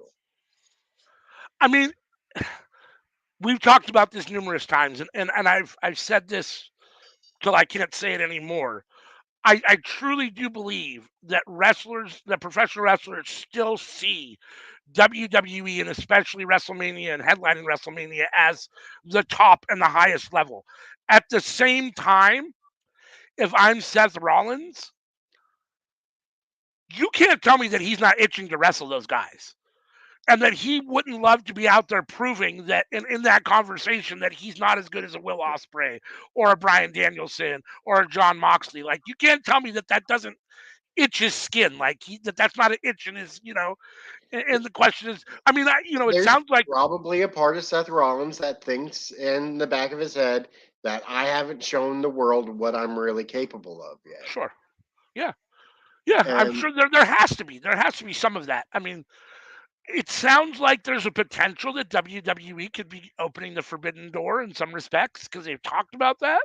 We'll have to see. I'll really believe that when I see it because I think they're way too isolationist for that. But they should, and if they do, then maybe we'll get some of those.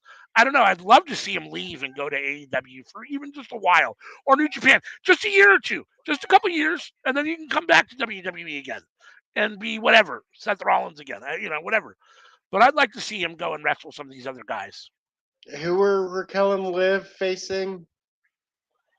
Who were they facing? Chelsea Green and Sonya? Yeah, right now, yes, it's Okay, Sonya. Sonya. Okay. Yeah, Sonya's in the ring with Liv right now.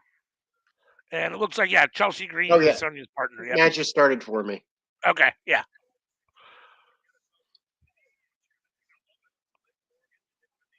Which, again, here we got another, well, two basically Frankenstein tag teams, right? Like, Mm-hmm.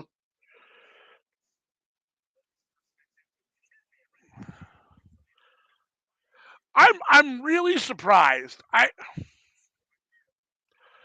She's not terrible, but I don't get the Liv hype. understand why she was one of the last 4-3 in the Women's Royal Rumble.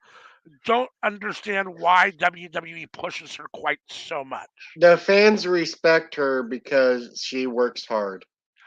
And I get that. She's got that underdog kind of mentality to her and whatever, And I see why I mean, she's got the class. She's pretty. She's blonde. She's, whatever, all those things that WWE likes. Yeah, yeah. Management sees her as pretty. The fans see her as hardworking. I guess that makes sense. I guess I just don't really get it or see it. I'm not a big Liv Morgan fan. For me, Alexa Bliss and Liv Morgan are very similar, and Alexa Bliss is way better. Like when I look at the two of them, I think, okay, they're kind of the same person, but Alexa Bliss is so much better, both in ring and on the mic. Definitely on the mic. Definitely on the mic. Acting wise, I definitely give it to Alexa Bliss. I'm not completely avenged in ring work wise. Really? See, for me, like when Alexa Bliss was champion, what was it, Raw or SmackDown? She was women's champion. Well, she's been both at some points, but I think it might have been the last. There was one run where she was a champion. I don't remember if it was Raw or SmackDown, where I thought she might be one of the top women's wrestlers in the world at one point. I mean, at least in the conversation of the top 5. I mean, I think she's really good in the ring. I mean, I think she works really well. But I feel like Alexa and Liv are fairly equal in ring. Fairly equal. Yeah. I'm not saying Liv's better. I'm right.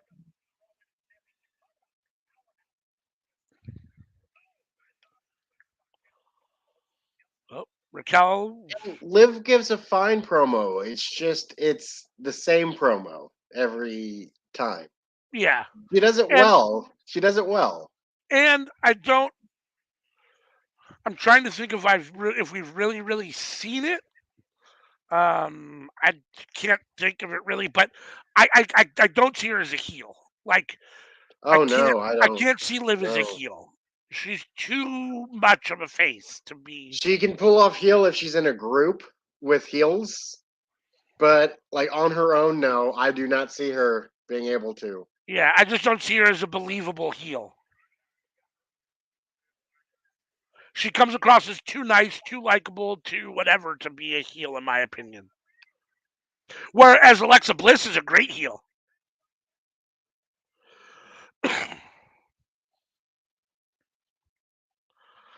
I've got to imagine they've got something in the back with Chelsea Green's name on it that made her want to come back, as opposed to just being thrown out in 10 seconds at the Royal Rumble and then losing in subsequent back-to-back weeks and matches against women that she's better than.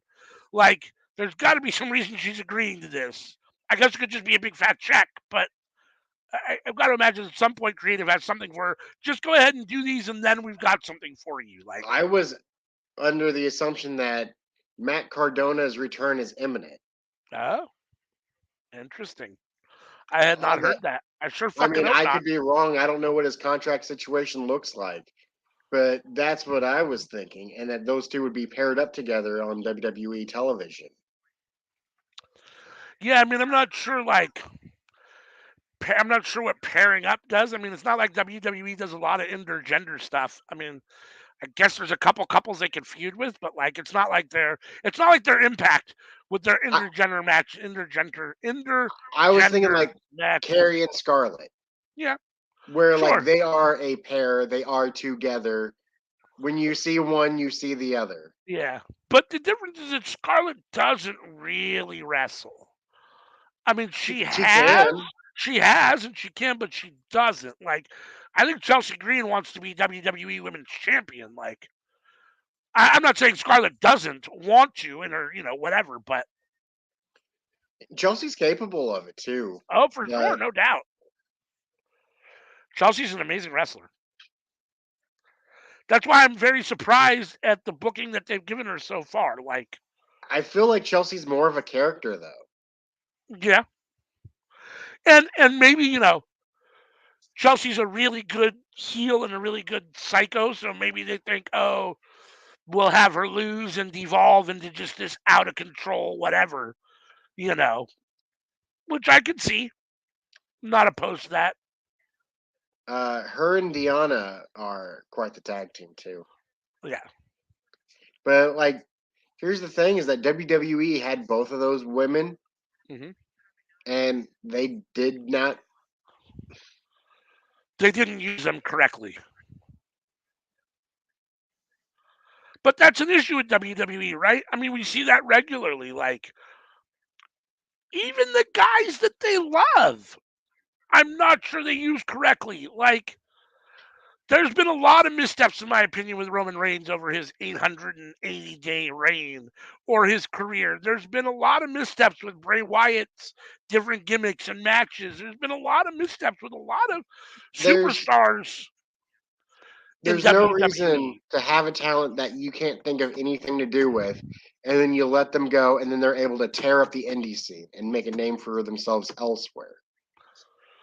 Well, and so here's the thing: like, if you're Matt Cardona, like, again, we've talked about WWE being the top of the mountain and whatever, whatever. But are you going to come back as Zack Ryder? No. You can't do that, right? I mean, your whole steam is this Matt Cardona. I mean, that's you've gone and made a name for yourself. You can't come back as Zack Ryder. You lose all that Again, he momentum. made a name for himself again without Again, WWE's help. right? Either So time. Either if time. if you come No back, help. you can't be Zack Ryder again. You got to be Kurt Hawkins, and or not Kurt Hawkins. You got to be Matt Cardona, and they're not going to do that, right? I mean, WWE's not going to let him be Matt Cardona. I don't know. I don't know. Like, And what would he be right now if they had ever just given him the ball and ran with him? yeah, there was a period of time where I was into him. I liked the whole bro deal for a little bit, in the very beginning, but mostly because he had that underdog outsider, nobody likes him, no one takes him serious, jobber trying to move up the ranks feel to him. You know what I mean? Like, Hmm. but once he left WWE, like, I can't stand him as Matt Cardona. I fucking hate him. And I don't think he's a very good wrestler. Like, I don't see the allure of him in the indies as being this super great indies wrestler. Like, I don't think he's that good. Um, but I don't know.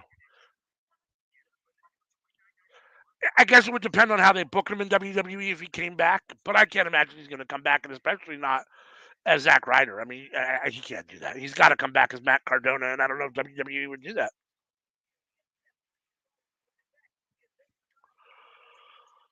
And that's one of those things, right? Like, you're gonna have to weigh getting a check against sitting in catering, right? Like, because Matt Cardona is never going to be the headline of WrestleMania. He's not. He's just not. Um, and if you're not, what are you going to be doing where you could be the main event, in other places? Like, you're going to just be sitting in catering like you were before, getting that paycheck, which is fine. If you're good with that, then that's fine. But I would think you'd want to stay Matt Cardona indie superstar over WWE catering table. Like, Hmm. Well, I don't know. I hear that they got some pretty good food in catering. it wouldn't surprise me. Hey, they keep a lot of wrestlers happy in catering, so something's got to be good over there.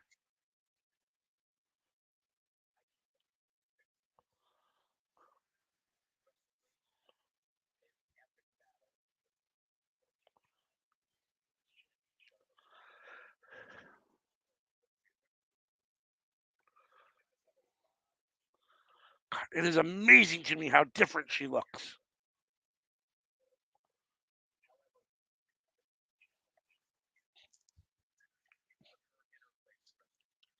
I think I might have talked about this before. We might have talked about this before, but Did she I, get her face stretched or something? fuck, she's yeah, more than once.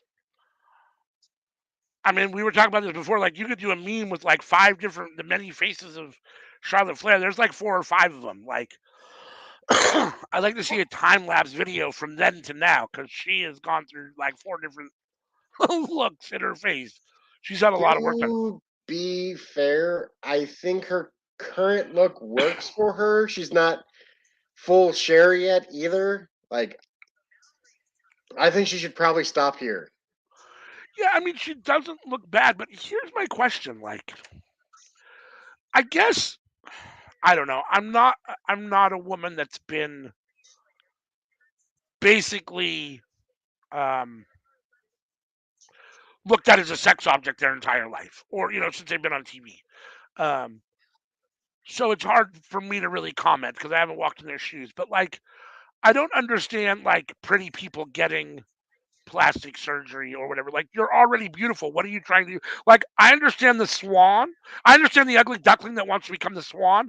I don't understand the swan that isn't okay with just being the swan and just happy with it. Like, it's got to be a self-esteem Pretty issue. people get plastic surgery more often than ugly people get plastic. I know, which is weird. I mean, it's weird. It's got to be an inner issue about feeling like you have to maintain that look.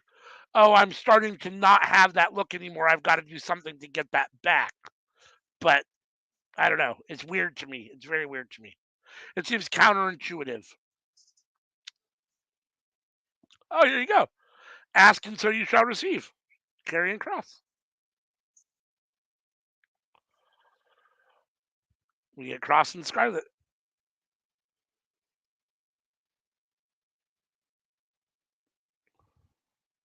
Very cool entrance. Yeah, I mean, I'm into it. I mean, I like the black and white. I like the smoke and stuff. It's definitely ominous and cool feeling. I'm not totally sure what vibe we're supposed to get from Karrion Kross, but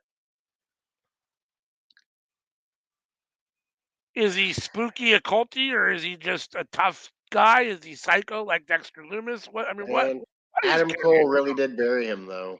Yeah, no doubt. Like, I still think about that promo that Adam Cole gave, and I'm just like, oh shit. Yeah. And They it's give you the 6. song, they give you the entrance, they give you the smoke, they give you the girl, they give you everything to try and make you look cool. You know what they do to make me look cool? They ring the damn bell. Yep. God, And gotta love Adam Cole. the hair doesn't help. I think we talked about this before. Like, for a killer psycho dude, you can't have hair. You got to be bald. Like, he looked much more ominous bald than he does with hair.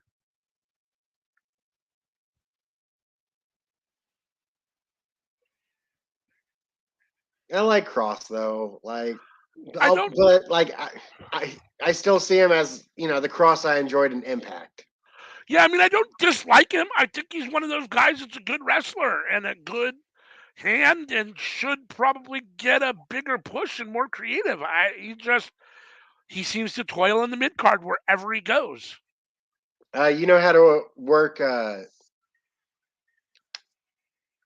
Twitch? Not really. Okay. You mean for tomorrow? Yeah.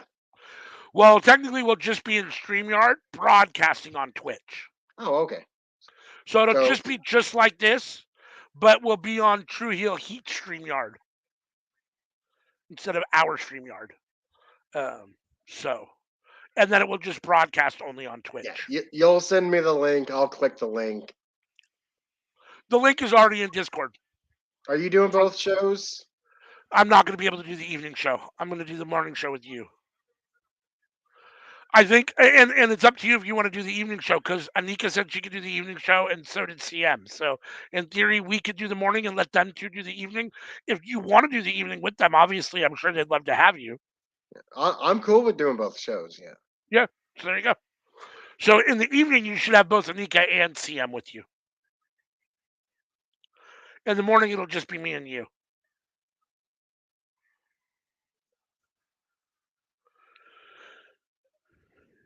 Yeah. So I made tuna salad, and I'm taking it with me on Sunday for the Super Bowl. Nice. With Triscuit crackers.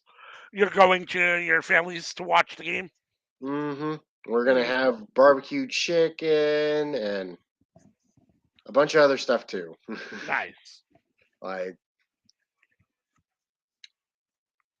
I mean, there's debate on whether we here in Missouri, we're Uh-huh. considered Southern or Midwestern. But Right. I tell you what, we got good food and plenty of it. What do you consider yourself? Personally, I think we fit a little more in the Southern boat. Like, Are you born and raised in Missouri? Like, is that? I mean, my grandma's from Arkansas, if we're counting that. Like, But I mean, you yourself, you were yeah. born where you live now, and you've been in the same Well, area. I, the hospital I was born in was like 2 hours north, but we drove there Right, to right, right. But you live in the town you were essentially born in, or where you were born. Not where you were born, but when you were born. raised for the first 15 years. Okay. And now I'm back and I'm twice that age. Okay. So you left for a while. You went to the military. uh yeah, that was when I was 18, 19. Right, right, right. But at 15, you moved away with your family for a little while, or? Yeah. Uh huh. And where did you go then? Were you still in Missouri, or did you go somewhere Still in totally different? Missouri, but we moved to a few different cities while I Okay. was in high school.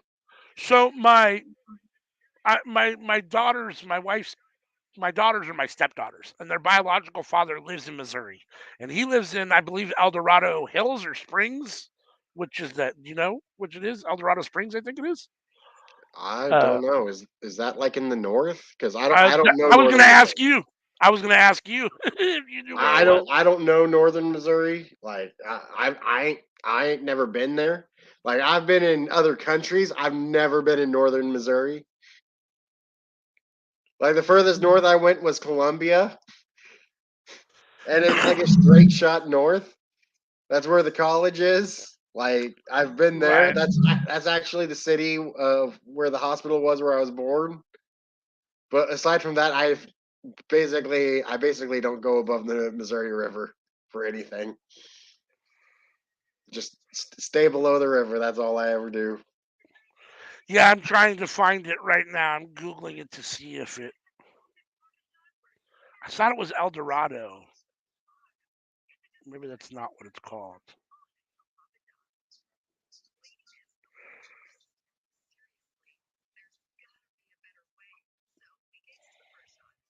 Yeah, nope, El Dorado Springs, Missouri.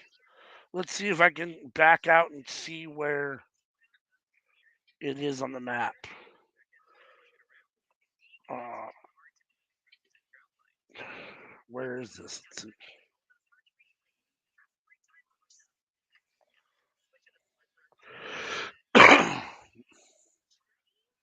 So, Missouri. Okay. No, it looks like it's in the south. It's near Pittsburgh. It looks like it's kind of by Pittsburgh or Parsons, Joplin, Coffeeville, Bartlesville. I know Joplin. So it's out by that area. It looks like. Joplin's over in the Tornado District. So this looks like that's roughly where El Dorado Springs is too. So that is way far west. Okay. Like for me, I'm South Central. Okay. Like Columbia is basically a straight shot north from me. Okay. Which Columbia is the city that's north of Jeff City, which is the capital. Right. Yeah, I see Columbia and Jefferson City. So you're out in that area. South Central Okay. along 44, Interesting. which 44 takes you where you need to go. Interesting. Yeah, I mean, he was saying that El Dorado Springs is a small little area, so.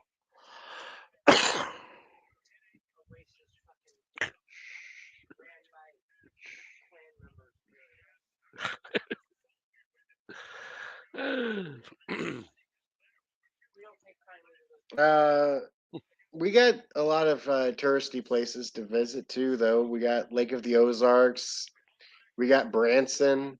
Uh-huh. We got the Merrimack. We got the caverns, the river, Yeah, yeah. we have the world's largest rocking chair. We got a city of murals. The world's largest rocking chair. There you go. Uh, the largest candy factory too. You can get fudge from Uranus. All right. We'll go ahead and let that one slide. Hey, everybody comes to Missouri for the Uranus Fudge Factory. What is going on here? Is this a? I missed this. So is this a 4-way? Yeah. Okay. I was like, why? It looked like there were tag teams for a minute, but Well, when they were talking about it, Rey Mysterio was the one on screen, and you had left. okay. So it's Ray, Karrion Cross, Santos, and Madcap Moss for what? What's the 4-way for? Intercontinental title shot. Against Gunther. Mm-hmm. Interesting. So geez, Gunther, holy smokes! It's got to be. I guess it's gonna be Santos or Cross. It'll probably be Rey Mysterio. Honestly, I assume Rey will win, and I'll be fucking miserable. But I would, if I was a betting man, I'd bet Cross. I'm gonna go with Santos though. what is up with you tonight? My wife's in the background going, Booyaka, 619. She's a huge Rey Mysterio fan, so Oh, she's a Rey Mysterio fan? yeah. Oh, that's fantastic. I love Right? that. Oh yeah. Division in the household for sure. Football, always. Wrestling. We're Oh, always at what op. football team does she like? She's a Dolphins fan.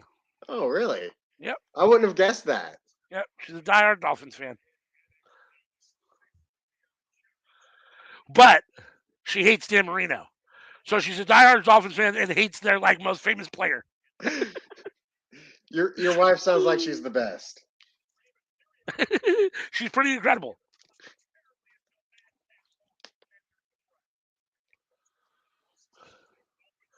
Yeah, I imagine. Yeah, you're probably right. It's probably going to be Cross. Although I'd like to see Santos. I don't need to see Ray again with an Intercontinental Championship. It's much like the Seth Rollins deal. Like Ray's been there, done that. We don't need to see that anymore. Like I'm ready for new blood. So either Santos or Cross. Obviously, Madcap is garbage, so you don't care about him. But I prefer to see Santos over Cross. But you're probably right. It's probably going to be Cross. Actually, it's probably going to be fucking Rey Mysterio. But As long as it's not Madcap Moss. as long as it's not Madcap.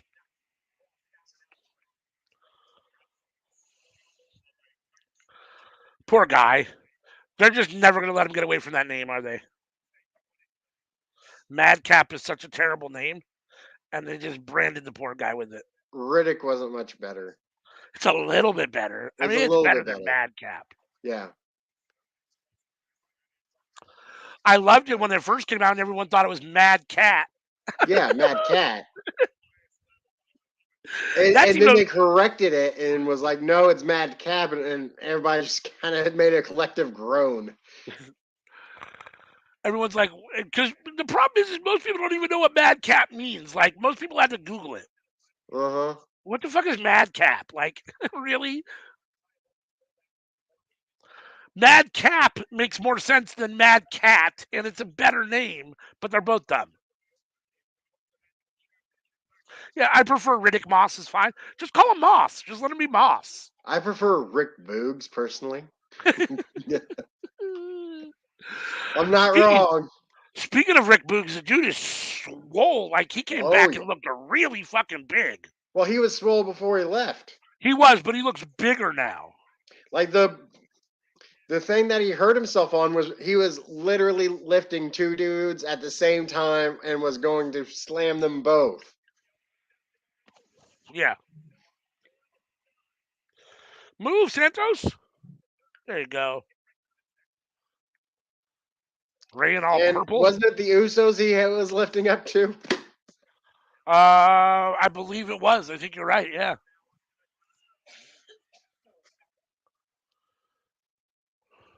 Oh, here we go. Santos is gonna do something. About to fly. Booyaka, booyaka. Oh, no. Nope. Oh. Yeah, you're a second behind me. I just went to commercial. Oh. They flashed to Imperium watching from the seats, and then went to commercial. Santos to the outside. Yeah, Santos with the tope onto Cross, and then you're going to see Imperium on the Moss, and then you're going to see the Imperium and the nosebleeds watching, and then on the commercial. All right, I'm going to get me a drink. All right. I guess this is the main event. It's already 6:50. Interesting. This match is the main event match. It's been an okay episode of SmackDown so far. It's been enjoyable.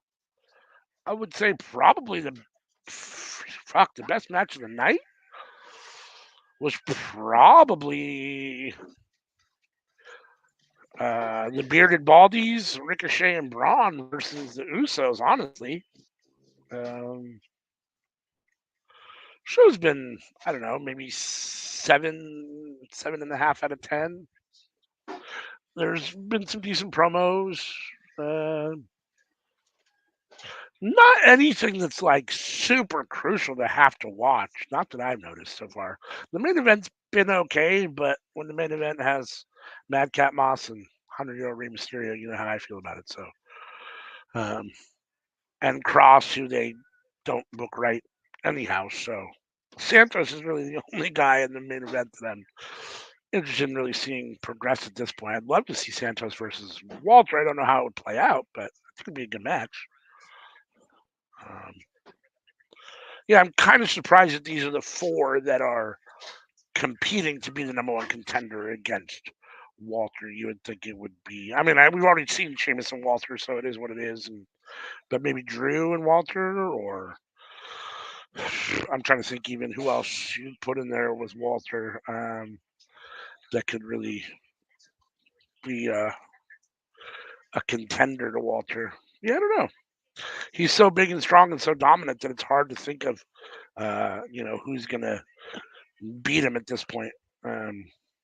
Much like they booked Jade to a certain extent, not quite as overpowered, but they're kind of in that same spot a little bit as AEW with Jade, where not totally sure who they have on the horizon to beat Walter at the moment, or Gunther, to really be viable to take the title. I mean, there's obviously guys, Brock's, the Bobby Lashley's, those guys, but they're doing other stuff. So I end up getting food. What? I end up getting food. There you go. What'd you get? I got peaches and cottage cheese. There you go. A fairly healthy snack.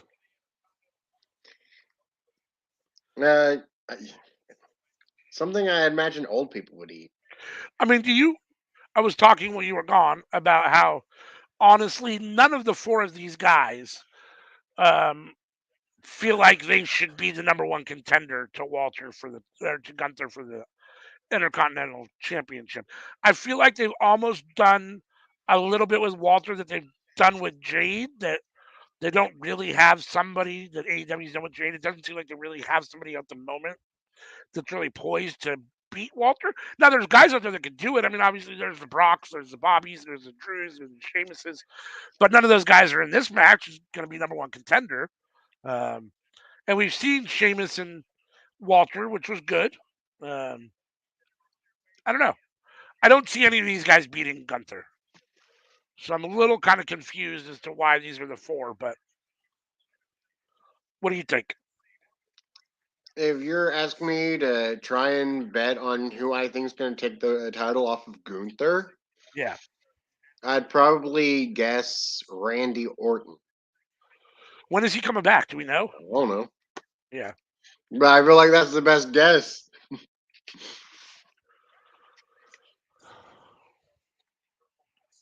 Because that way you got no. Actually, if Cody is the champion, you could probably have Randy be the person taking it off of Cody. Yeah, I mean, I'd be very surprised to see Randy Orton in the Intercontinental Championship run. I mean, he's more likely to be, especially if somehow they split the titles, he's much more likely to be in the main event picture for one of the two titles, or the Universal titles if they stay together, or the Unified titles if they stay together. than he is to be in the Intercontinental Championship, which I'm fine with. Like the IC title should be for younger guys and for guys that need more exposure and need a push. So I'm good with that. I mean, that's why I don't necessarily want Ray or Moss to win, because I don't think either of them really. Well, Ray doesn't need the push at this point in his career. He doesn't need any more, whatever. And Moss isn't going to get the push ever. So I don't know.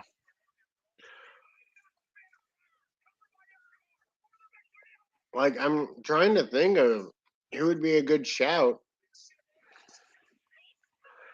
I mean, they're only the guys that we've talked about before. Like you got Sheamus, you got Drew, you got Lashley, you got Brock, you got other big guys, but all those guys feel too big at the moment for the Intercontinental Championship. Maybe not Sheamus, but Drew and Lashley. I know Lashley's still Well, Sheamus actually had a series with Gunther. right. Oh yeah, I know, and it was really good. I mean, I don't need to necessarily see that again, but those are the guys I see with him. Like those are the viable people I see in WWE able to actually beat Gunther. Sheamus did feel like he could have beat Gunther, that he just didn't.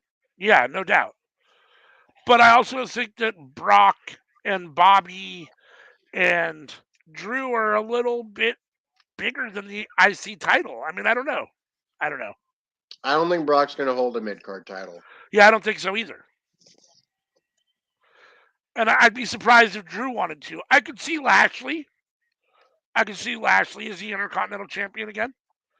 But yeah, I mean, I don't. So I mean, I'm not quite sure. I definitely don't believe any of these four guys is going to beat Walter.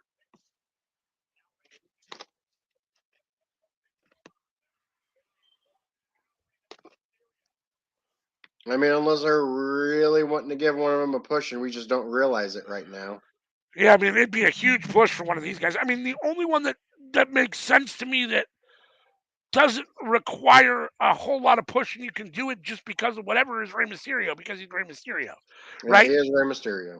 And he's the giant killer and whatever's whatever. But God, I so don't want that at this point.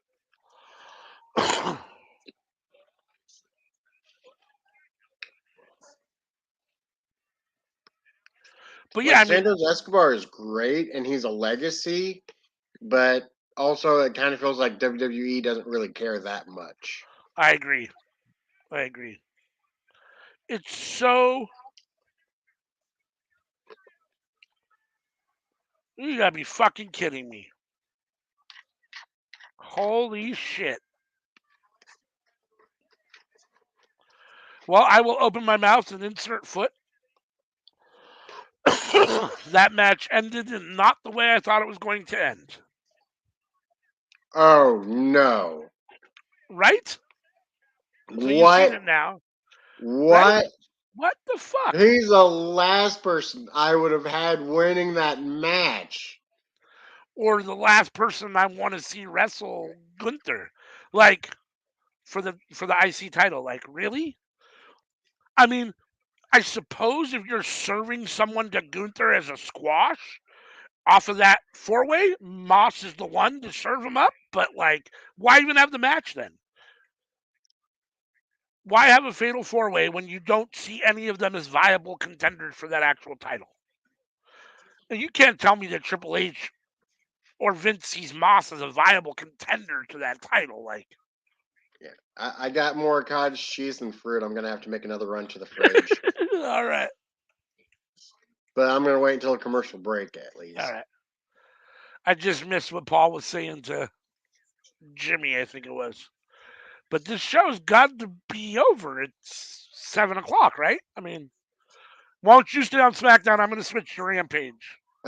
Paul is telling Jimmy that him and Jay should stay home and watch from television. Okay. Whether Jimmy or Jay are either going to do that. You mean that Elimination Chamber when he wrestles Sami Zayn? Yeah. Yeah. But was telling Jimmy that Jimmy and Jay should just stay home. Yeah. I mean, that's reasonable. I mean, if I'm Roman, I don't want them there either because it's been, even though they've been pretty loyal, like, you never quite know. there's been enough tension in the bloodline that you're never totally 100% sure.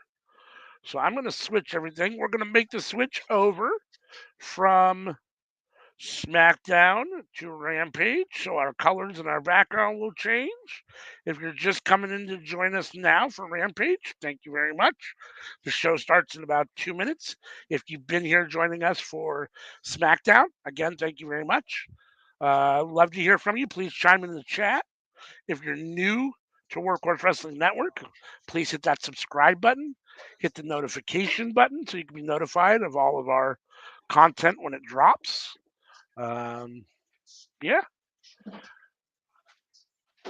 It is the credits of probably Suicide Squad, I think, maybe, leading into the beginning of Rampage here on TNT. Yeah.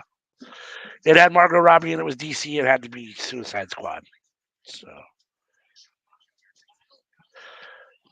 tonight should be a very good Rampage. Oh, There's some good wrestling set up for tonight's Rampage.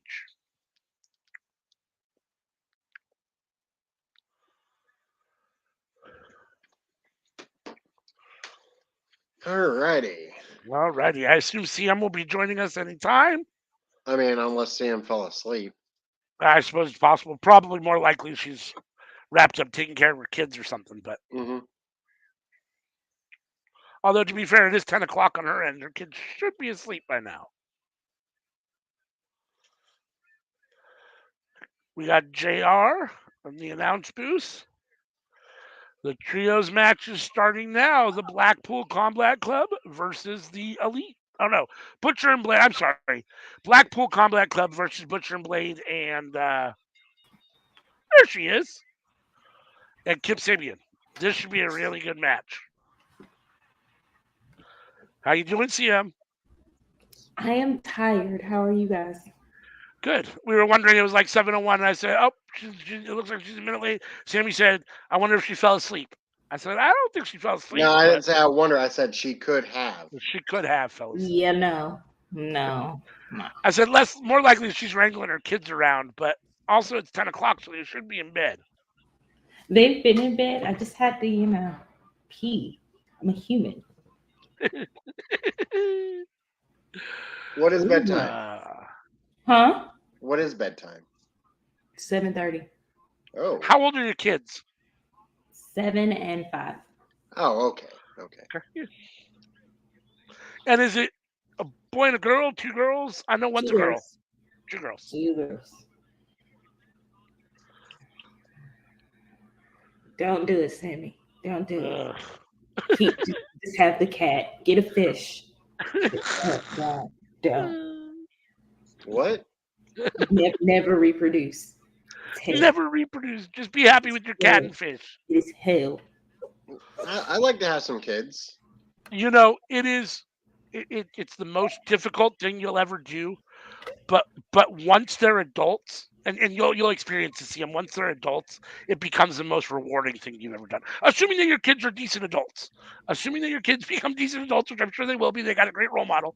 Then it's a whole different feeling. I need somebody to torture with my dad jokes.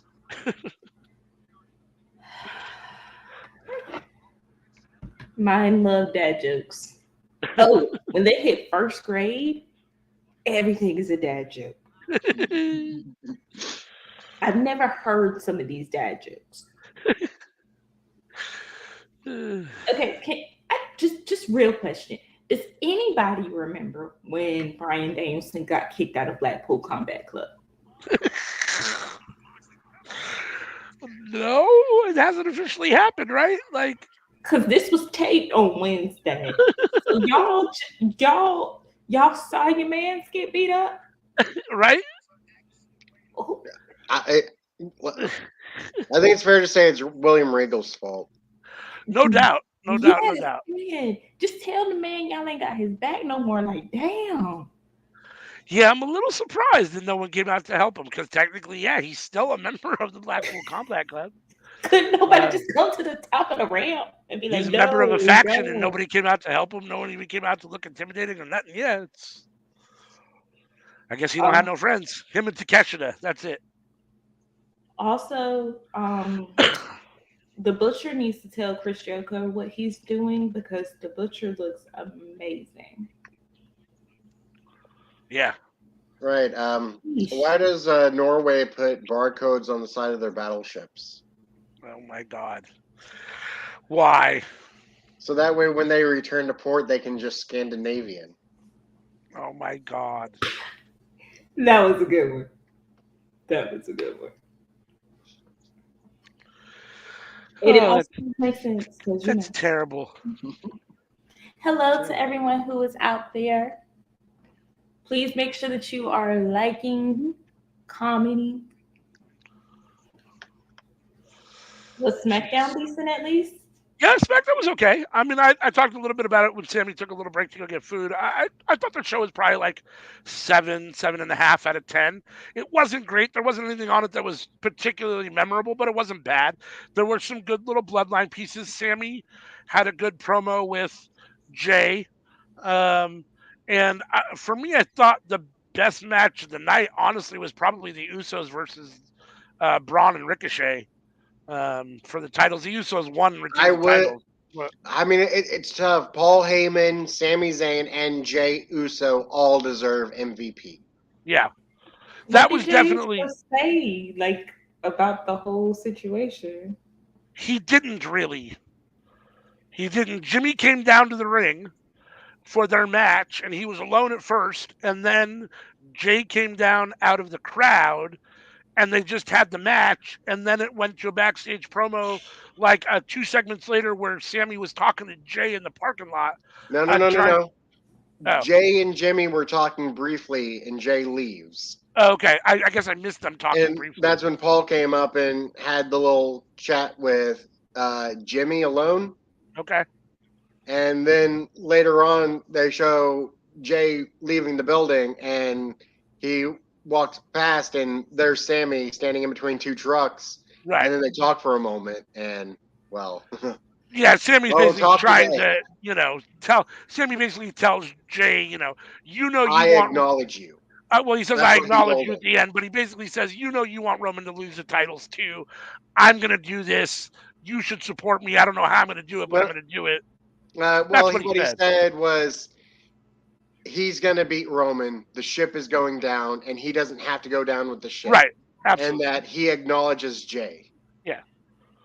So that was definitely, and obviously it's SmackDown, and it has been for a long time. That was the focus of the show. Also told Paul to tell Roman that he doesn't have to worry about Cody. He's going to handle it. That's true. And then at the very end of the show, Paul told Jay and Jimmy to stay home. That Roman told him to stay home, not come.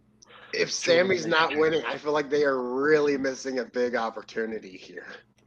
He's got to win. He's got to win at least one of the belts. Something has to happen. If nothing happens, it's a big miss no matter what. Every day that passes, the more I want Sammy to win. So I see it as either Sammy wins or Sammy is about to win and like Naomi is the one who causes him to lose. And then you have the fallout from that. Or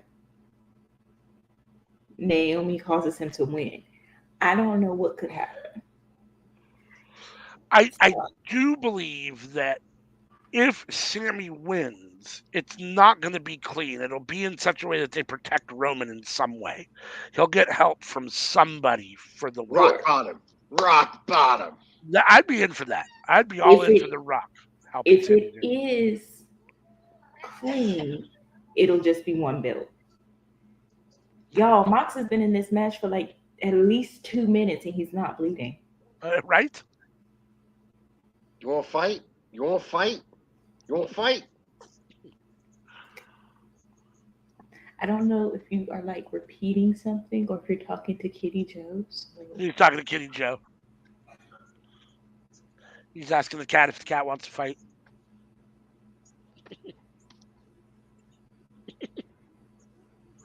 Now look, you don't want to. Don't mess with them cats. Them cats get you. Yeah, he's clawed me up pretty good before. So I don't know if you saw or see him, but Anika's gonna do the evening session for GCW tomorrow. So if you're gonna do it, it'll be Sammy wants to do both. He said I'm gonna do the morning with Sammy, so it might be all three of you in the evening. I'm not doing the evening one though. Excuse us. He's too good to do that evening shift. Okay. I have to do. I can only do one or the other because we're watching. My daughter and son-in-law are going out for the night overnight, so we have my grandson all day tomorrow and overnight. So I got to help my wife. I can only be busy too long for a few hours.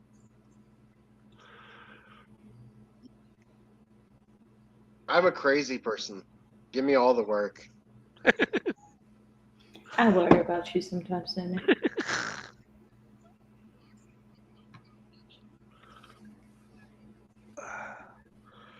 Revolution's not that far away. Only a few weeks away. You mean FTR return? FTR return, sure, yeah. Because that's like the only way they could salvage that. I was really surprised. I thought that they were silencing the crowd until I looked and everybody's face was.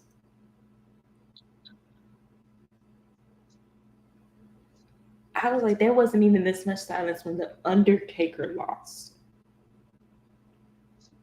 Wow. The fans were not ready for the scissoring to end. I mean, no one was ready for that. And just the way it went down was so convoluted. If it wasn't so it would have been better. That ref bump was a lot though. He bumped like LeBron.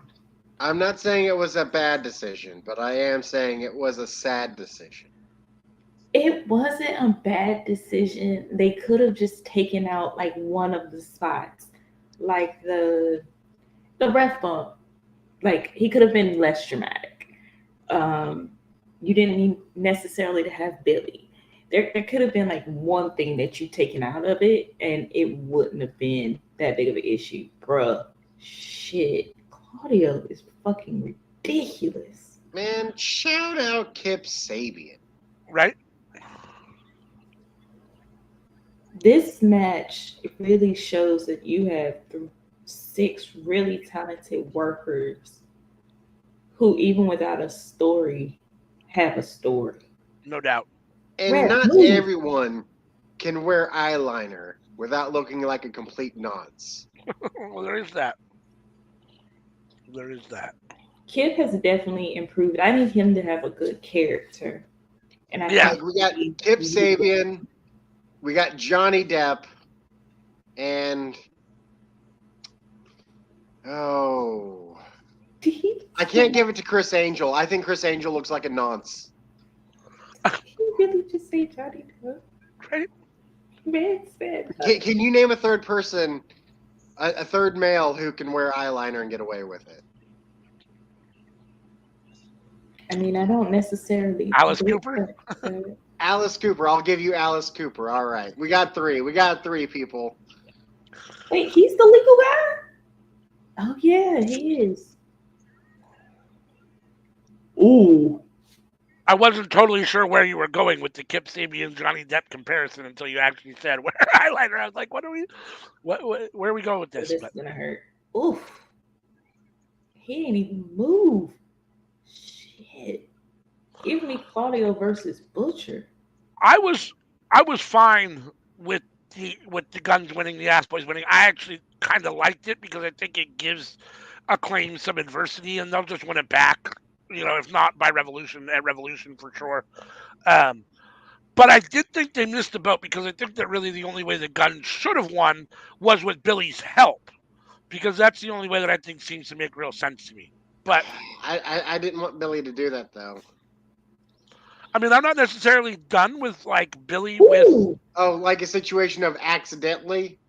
Well, no. I mean, yes, no. I thought it was going to be deliberate, and like I was going to say, I'm not necessarily ready for the Acclaimed and Billy to break up, but I also think that that's the only reasonable way to give the Guns a win over the Acclaimed is with Billy Well, Talbot. technically, they did only win because their dad accepted the challenge on behalf of the Acclaim. Which was why I thought that's where they were going. When he accepted the match and the Acclaim was like, whatever, I thought for sure that was a setup for Billy to turn on the Acclaim. Hi, Hassan. I am doing well. I'm assuming the boys are doing well, too. We are doing well. Thanks for joining us. Oh no, I'm doing terribly. I'm just barely hanging on. I'm just a thread holding together some sacks of meat.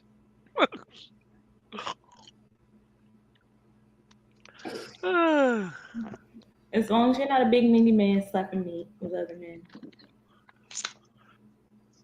So, Blackpool Combat Club won. I'm not there yet. My bad. Okay, so you can have Claudio's back, but everybody just says F Daniel Bryan. No doubt. The other day I overdid it with my workout a bit, and I've been sore since.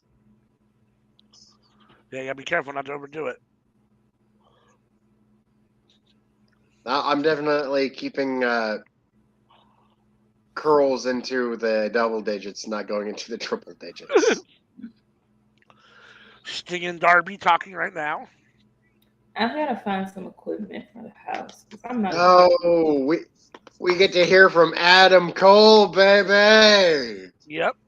With CM's favorite Renee Paquette.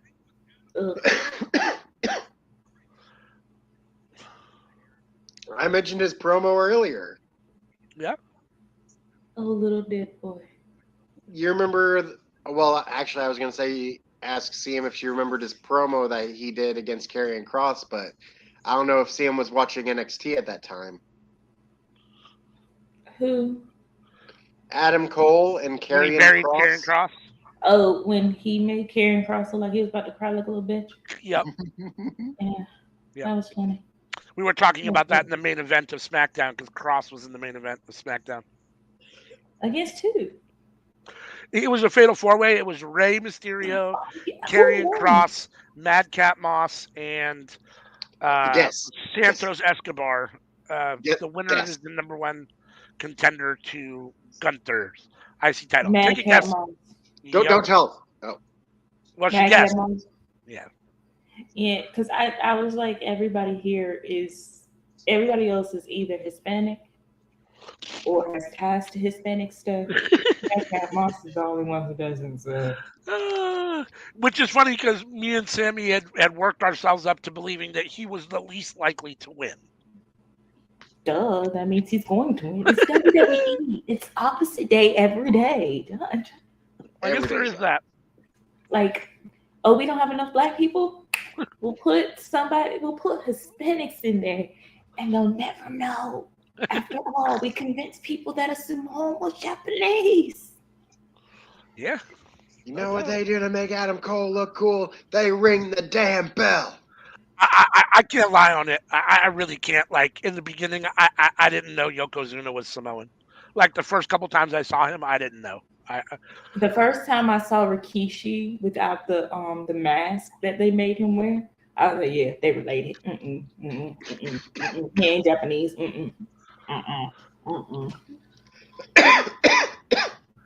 Yeah, I didn't know for a long time that Yokozuna wasn't Japanese. I mean,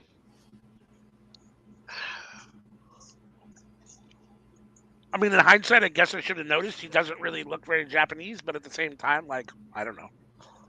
I mean, also of how he carried his weight. Yeah. Like, sumo wrestlers are much more carry it in the belly. Yep. Yokozuna did not carry it in his belly. No, not really, no. Ass and hips. Ass and hips. Yep. Which is definitely more of a Samoan bodybuilding structure, for sure.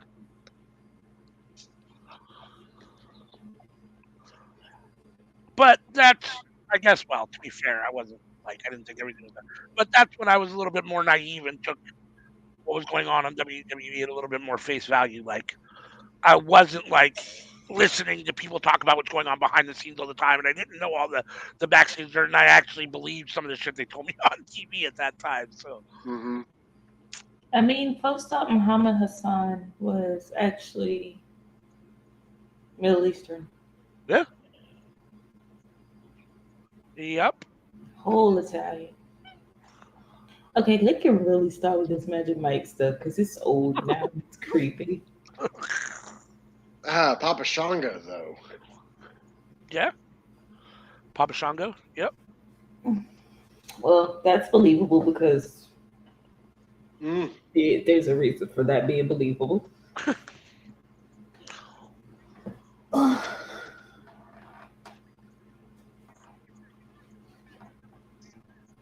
What type of Quaker Oats commercial is this? I don't know. I've got Ricky Oates. I've got Ricky Oates. I've got Ricky. Got you Start quick and talking about you. Oh, You said Oates, and all of a sudden Ricky's last name became Oates. I got Ricky Oates talking on my TV. If you all happen to get on Twitter today, do not click on or search for Kota Ibushi. Just don't. Okay. Okay. Don't miss the boat or get caught quickening your oat. Oh, Jesus. Oh, Impractical Jokers, huh? Mm-hmm. We got a cross promotion because it's the season premiere.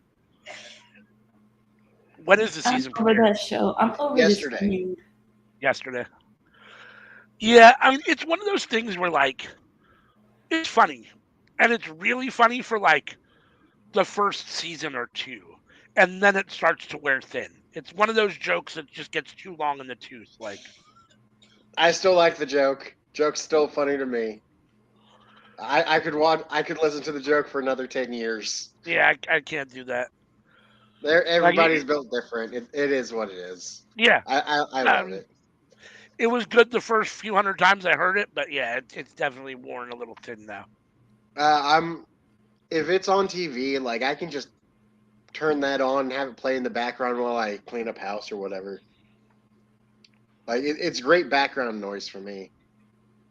And if a very funny bit that I remember comes on, I can just it's this one. It's this one.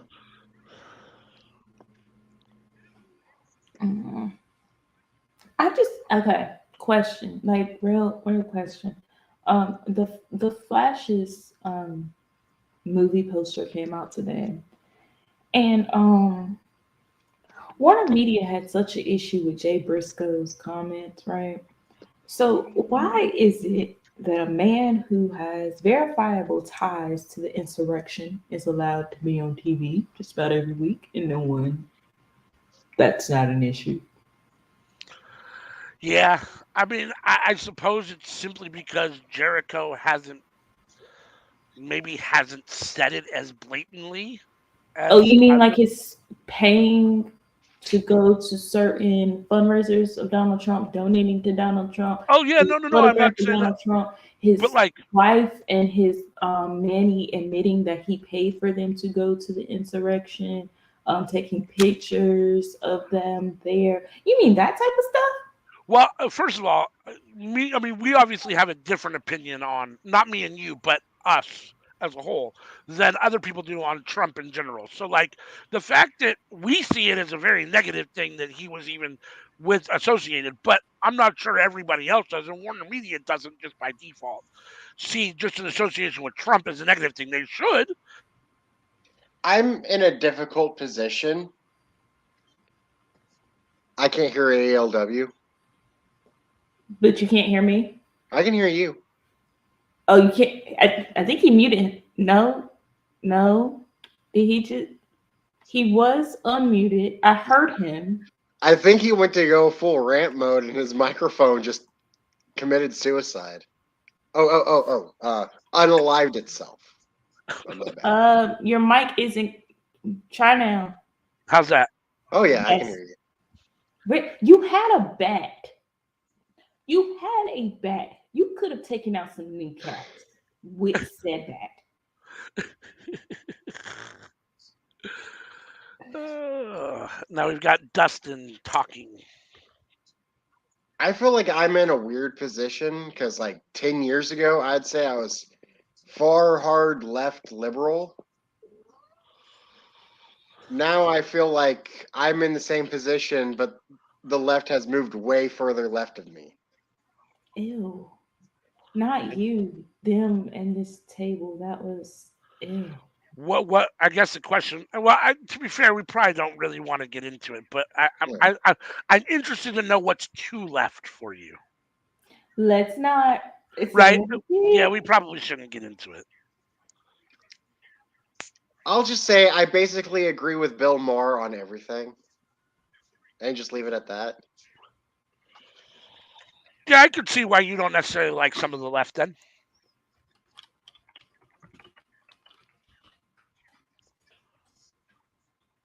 Did they do it again? What? Okay, you were talking, and then like all of a sudden it went like.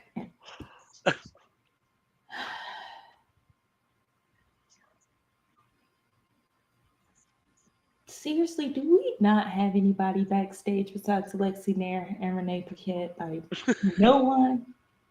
What? I don't understand your hatred for Renee. I like Renee. Renee has a history of being slightly bigoted. Lexi, I don't really care for. That I didn't know. But Lexi again, Nair is pretty cool. I mean, I also like her former stepfather, so there's that. oh, Yeah. well, DDP is your former stepdad. okay. I did not know that. I love DDP. I'm a huge DDP fan. So Love DDP, yeah. we've got Dustin getting beat up by Swerve's White Boys. Not Swerve's White Boys. They have names. Yeah, Swerve's Parker White Boys. and the other one. Parker and the other one. I Yeah. recommend trying out yoga. Yoga is pretty cool. Yoga is amazing.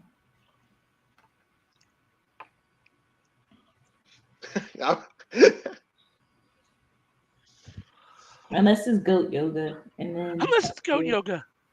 Goat yoga is weird. Yeah, I'm not sure I get it. Because it's wait, what? stinky. Goat yoga. You're not familiar with goat yoga? No.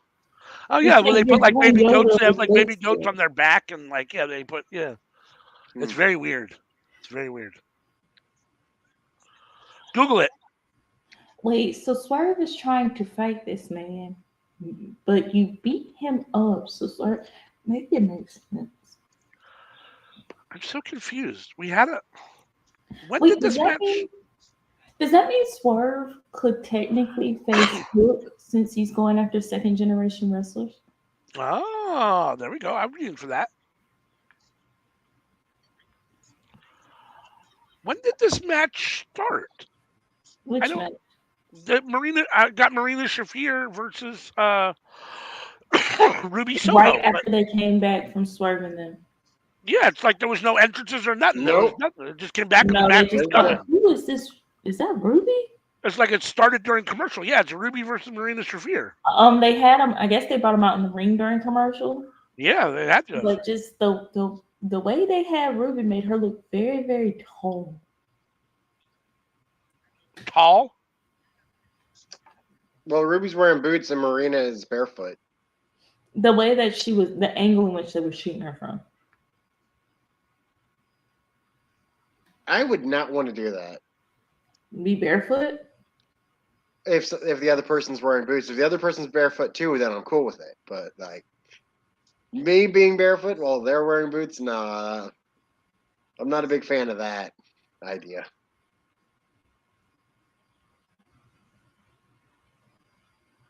And Chris Jericho just mentioned it. And I don't understand the whole barefoot thing. Like, it doesn't. Barefoot is supposed to what? Well, Give you she's an used to advantage in wrestling some way? in. She's used to wrestling MMA, UFC. Right, type but style. still, I mean, So if that's where she's more comfortable and feels more grounded, I guess, yeah. I That's guess the way that Matt makes sense. Riddle feels. no one cares about Matt Riddle's feeling. Not even Matt Riddle. I mean, from an offensive perspective, you get more distance with boots. Like, they have to hurt more. They have to, in theory, like. But if you're barefoot, you're always technically ready to wrestle. Shit. I suppose that's true. That was a God nasty little suplex. Damn, Ruby, are you trying to break the woman in half? Are y'all ahead of me or what? I got picture-in-picture. Marina is sitting over top of Ruby right now. I just went to picture-in-picture. Ruby just kicked Marina on my screen. I think I'm typically the last one. Where are you, Sammy? Okay. Marina just kicked Ruby back and down. Yes. On Like my 3 end, times. she's Yep. just kicking her. She's stretching her now. Ooh. You saw the suplex. Yes. Now she's going Shane McMahon. Yep. Yep. I will say Marina has improved in the ring. Again, character. She needs a character because right now she makes me want to go to sleep. Yeah, unfortunately, she's very bland, personality-wise. She's a good wrestler, though. She's not Shayna Baszler good, but I think she's better than Ronda Rousey. It doesn't take a lot to be better than Ronda Rousey, to be honest. I mean, if you're talking about those are basically the 3 women doing the martial arts gimmick to a certain extent in the 2 companies, and I think she's the second best doing it behind Baszler. I would like and Sonya. Yeah, Sonya. That right there. Sonya Deville having her gimmick taken from her because of Ronda will always be part of the reason I don't like Ronda. I could see that. Because Sonya was doing it better. Technically, Ronda was doing it before. No. Technically, Shayna was doing it before Ronda. True, but Shayna, yes. But I'm talking about Sonya. On the main roster, Sonya was the only one. I'm not sure if Sonya or Shayna was doing it first. On the main roster, it was Sonya. Well, on main roster, yeah. I'm just like, but in general, I don't know if Shayna was doing it before Sonya was. I'm talking about when Ronda came. I think they purposefully left Shayna in NXT for a little bit too long, and they took Sonya's put your hair up and square up gimmick because she was doing shit better than Ronda Rousey. I agree with that. I can agree with that. I think WWE saw Ronda as the big name and the big star. And she sucks. And she sucks. She's terrible. She has no character. She looks sloppy. She hates the business. Like, just fire her, bitch. You could save so much money. Why are you doing it if you fucking hate it so much? Like, she's a household name. Right. I mean, I understand. It's the same reason they got Logan Paul. But Logan Paul actually likes it, and he's actually I don't like Logan Paul, but the fact that he is most people don't like Logan Paul. But hey, most people don't like Ronda Rousey either. So I think that she came into professional wrestling because she was scared that she was going to get exposed again for sucking as a like MMA person. I will be quite honest with you. Ronda Rousey only got over as long as she did because she kept dodging fights. Well, and she was one of the first who could actually beat her ass. She dodged most of those fights. She was also Ronda one of the first never women. Cyborg, did she? No, and she was one of the first women to do it, and then left before the women's division got really hot and really good. She walked away. Never fought any of the top women now. She would have been set for life, but because she knew she would lose and she can't handle losing. I mean, I think you're probably right. She fought 2 of the 5 best women fighters, and she lost against both of them. Yeah. And no reason to think now if she came back that she would be able to compete with the top women. I mean, they're better than her.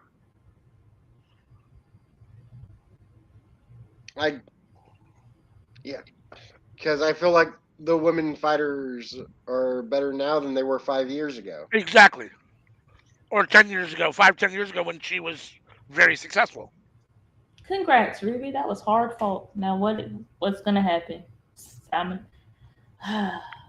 Skitty bop bop and skeet skeet didn't come out here, aren't they?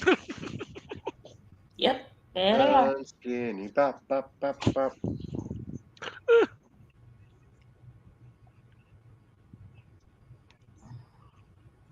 I can't wait till Paige and her boyfriend's whiny ass song go away. It'll be a wonderful day. I don't know. I'll be surprised. I think Soraya might be here for the No, skeet future skeet can go away soon. for a while. Very soon. Oh, Hey, here we go. I have an idea. I gotta mute myself. Mark Briscoe's talking.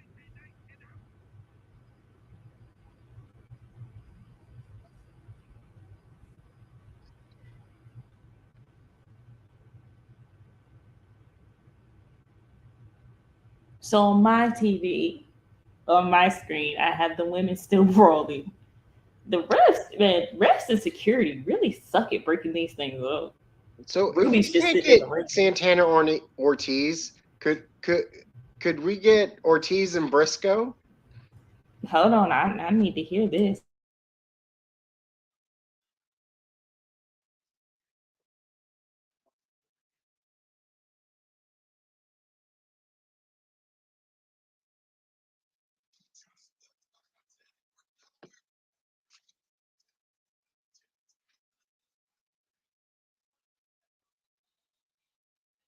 All right. It looks like we're gonna get Mark Briscoe and Josh Woods.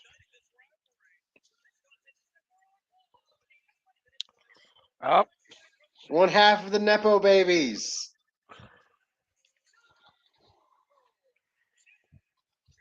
Oh, getting started quick. it hasn't started here yet. He's still coming down the ring. Now he's running to the ring, and here we go.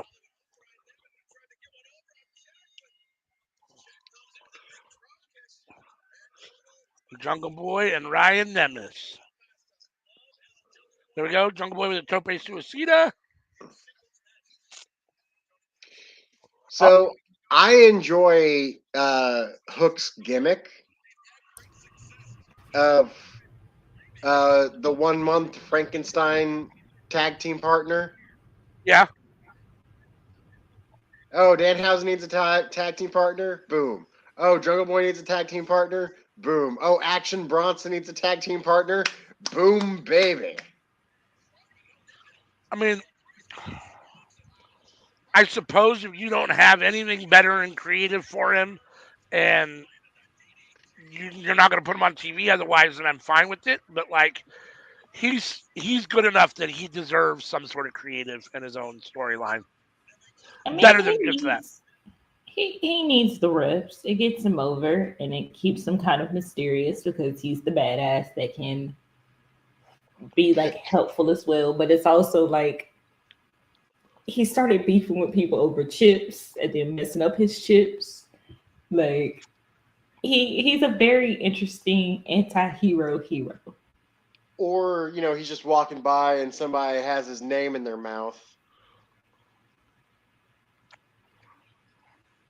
Yeah, Ooh. I mean, I've got to hear him talk more. He's got personality, but I got to hear him talk a little bit more and a little bit more outgoing personality.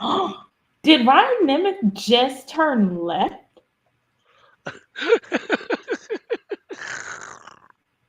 Oh my goodness. So Sammy, if you haven't been watching the Elite, like one of Ryan Nemeth's things was that medically he cannot turn left. Turn left. So they had Hold the phone. Hold the phone.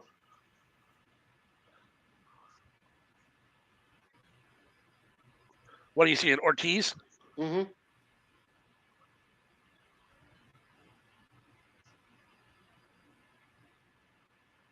Holy shit. Ortiz versus Eddie Kingston. Motherfucker, Are what you the kidding fuck? me? I'm not even there yet. Rude asses. Oh, Sorry. wait. So we're getting a Brian Cage, Jack Perry? Okay. I Holy want to see shit. this. I like We're to getting see the new True Blood on HBO? what? Stop reacting to shit. I mean, on Showtime. Yeah, there's on HBO a new True Blood. I thought it was just saying that you can watch the episodes from the beginning. Oh, maybe. Okay. Maybe that's what it is. I thought we were getting a new show for a minute. No, I think you're right. Yeah, you're right. True Blood is just available now. I see that now. Yeah, it looked at first like they were doing a rebooking or a reboot or another Oh whatever. no, they're taking it to TNT. How you gonna bring True Blood to TNT? I don't know if that's The HBO Max. without I cutting saw shit out. the first season while I was in the Navy because somebody was playing it in the lounge of the barracks one day, and I didn't have anything else to do, so I was like, "All right, yeah, vampires. All right, let's check it." No, it's coming to TNT. It's already on HBO Max. It's coming to TNT. Oh, Watch from the beginning. Look, Lafayette and the AIDS burger will forever be peak moments for me. Cheeseburger in paradise. I'll see Eric. Look, this was the first vampire thing that made me question. Hey, yo, can we get Vampires Cheeseburger in and Pineapple Civil War. Pete as a tag team and have their theme song be Cheeseburger in Paradise by Jimmy Buffett? No, but why are there so many vampires from the Civil War? And they all just happen to be white. right. Well, I mean, if you believe history, the whitewash history, everybody was white during the Civil War, right? There was nobody else but white guys. I just have questions about that whole situation. Like on Twilight, when they were sparkling and stuff, and they were like, "Oh, he's from the Civil War."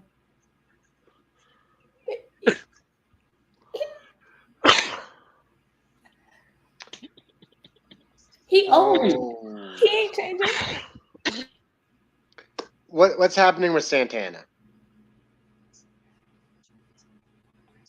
Probably still injured. Like, I was looking at my Proud and Powerful T-shirt the other day, and it made me sad.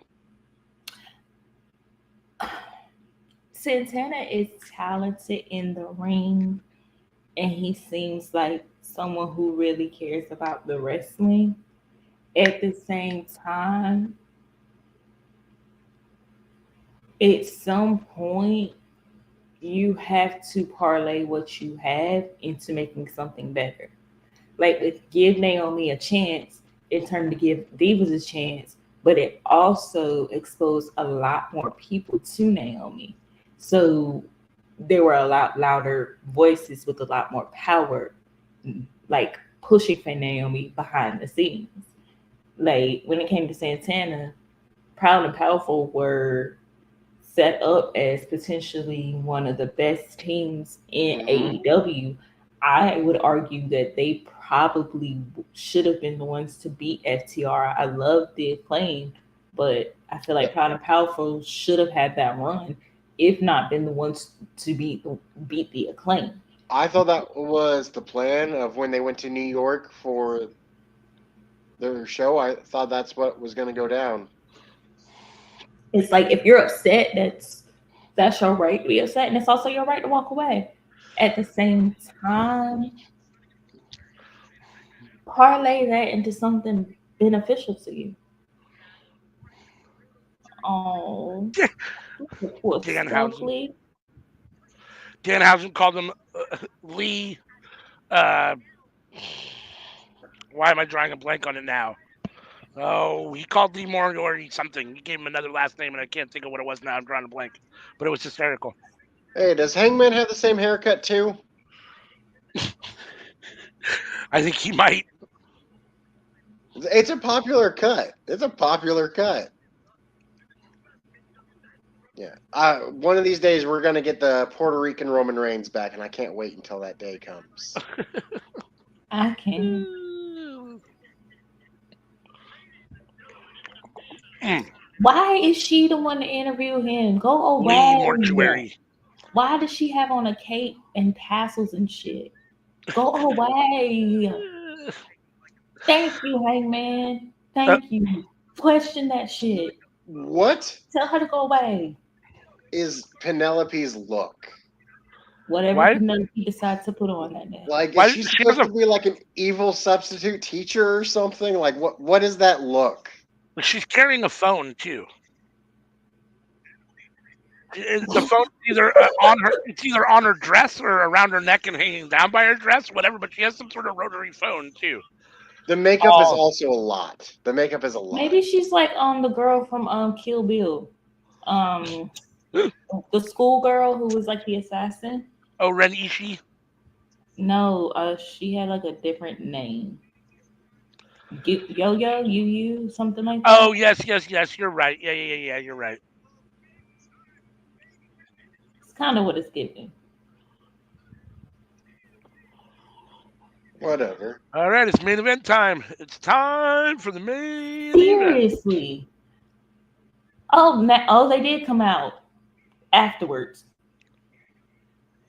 Who? Wow. Well, Claudio came out at the very least. That explains a little bit.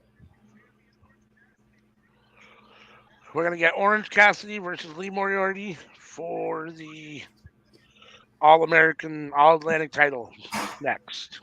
Let's And go. Danhausen's gonna curse somebody. Let's go Tiger Style. I'm gonna go with Remsburg. I think Remsburg's getting the curse tonight. I'm sure stupid Cassidy's gonna win, but I thought you liked Cassidy. He's just such a hater. I do not like Orange Cassidy.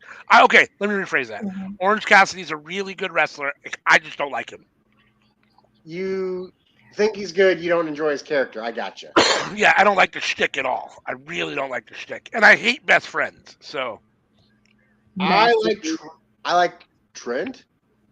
I like Trent. I like Trent a lot. Trent is pretty good. Yeah, no, I mean, he's one of those that's being... It's really... I said how I felt about Chucky T the last time.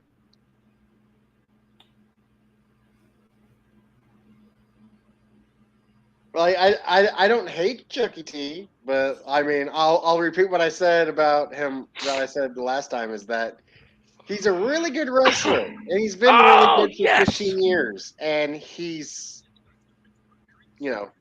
never changed. Has he been really good? Yeah. No. Yeah. He's been really good for 15 years. He's been okay for 15 years. The problem is Chucky T he doesn't have like a discernible character. That's the problem. Because he can go out there, he can give you a really, really, really great match because he's really great. It's much like Trent. Trent, I think, has too much personality and they don't know how to book him. But I feel like in the last 15 years, Trent has gotten a little better. I think Trent's a lot better. Chucky T, I would say, used to be better than Trent, but isn't as good as Trent anymore. I think Chucky T is as good as he's always been, and I would argue against that. I want more for them. Ooh, I think it's kind of weird, honestly, how Chucky T has been as good since 2008. Sheesh. I also think it's a problem because when they were kind of breaking in, there were people who looked like them. Like for Trent, you have Rusev. For Chucky T, you have Fandango. Like when you look like somebody, you can't quite get over unless you're Ryan David and you're a bigger douche than your brother. And to be fair, he's not more over than his brother. Well, For those of us who watch, BTE, and we laugh at him about that whole not being able to turn left thing. Like they literally had to pick him up for his picture, for his motion picture. And turn him left. I think I'd rather take Claudio in a blonde wig. I mean, Ryan Nemeth would love to have his brother's career, right? Like, yeah. He's more talented. I mean, aside from than the his current brother, white right stuff. there. Just Dolph has more aside from that bit, and yeah, I'd agree. I think even Spirit Squad. I think you take Spirit Squad. Yeah. But like, I'd say just erase the Kerwin White bit, and Ryan Nemeth would take it all in a heartbeat. Look at well, he was down in NXT, and he was supposed to come to the main roster and be the next big thing, but Right. Vince was like, "Yeah, no, I already got one."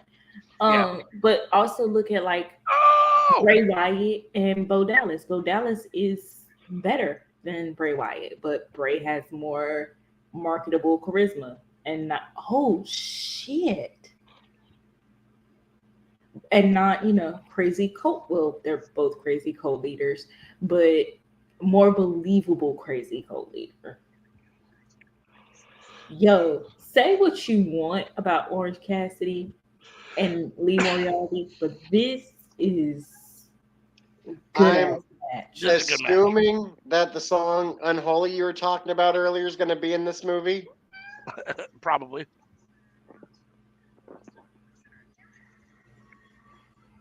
Sheesh. This is so, yeah. Stokely ain't shit sometimes. I love Stokely. He makes me laugh all the time. For the love of God, I do not want to see old people doing this. It's awkward. Like you're closer to my parents' age than mine. Please stop. Oh. Lee is torquing on his arm right now. Oh, torquing. Okay. You know he said twerking too? Yeah, he's twerking on his arm right now. No, he's torquing on his arm right now. But the way you said it made it sound like he was saying twerking. And I was like, That's what my brain heard at first. And I was just like, are y'all still on the Magic Mike commercial? No, so I just assume AEW doesn't quite know what twerking is. So excuse me? That's twerking. Believe me, I know what it is. I think I'm slightly offended by that. Mm-hmm. Dude, you were born in the 80s. What does that mean? Well, no, you were born in the 70s. Disco. That doesn't mean I'm not familiar with common shit, too. Disco. Especially when it comes to women shaking their ass. Yeah, twerking is different from, just shaking your booty now. Well, I know, but... Unless you're talking about booty bounce. That's relatively same. Throw back.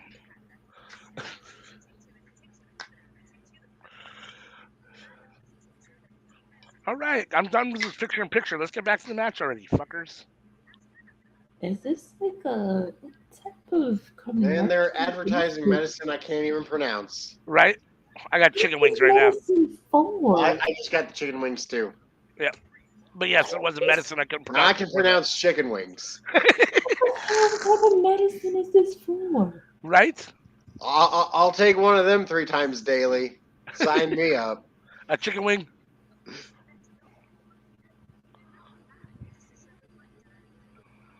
I'm confused. I'm very confused. What is... You know what? I'm going to Google it. Are you Googling the medicine? Yes. Side effects may include indigestion and diarrhea. No doubt. Oh, it's for psoriasis. Okay. You talking about that medicine I can't pronounce? Yep. I was like, what is it for? I just knew something about clear skin. That's it.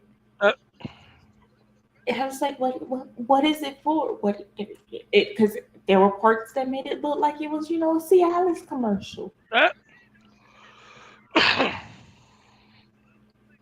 Oh, the dude's fighting over Martha? Right. He's fighting with Roosh.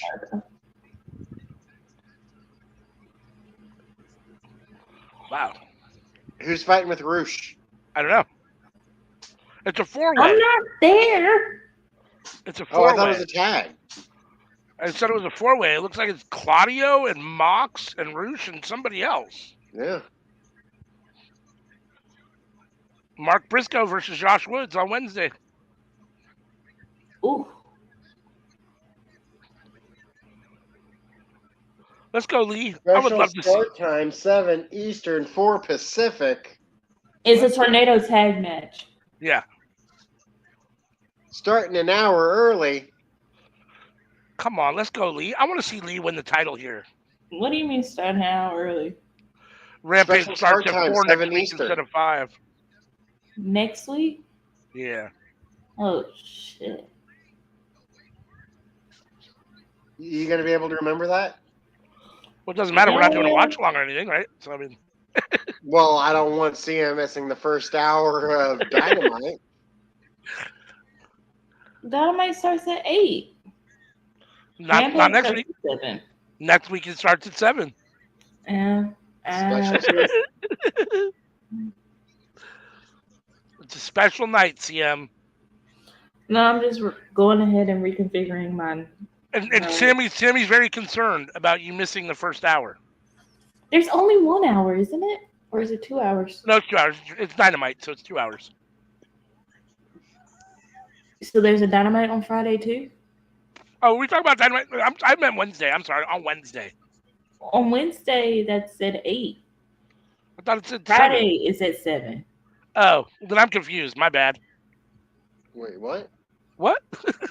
Dynamite starts its normal time at 8 on Wednesday. Rampage is at 7 on Friday. Oh, is that what it was? I thought it was saying Yeah. Dynamite was going to be... No. Oh, so we're going to have to be an hour earlier for our watch-along then.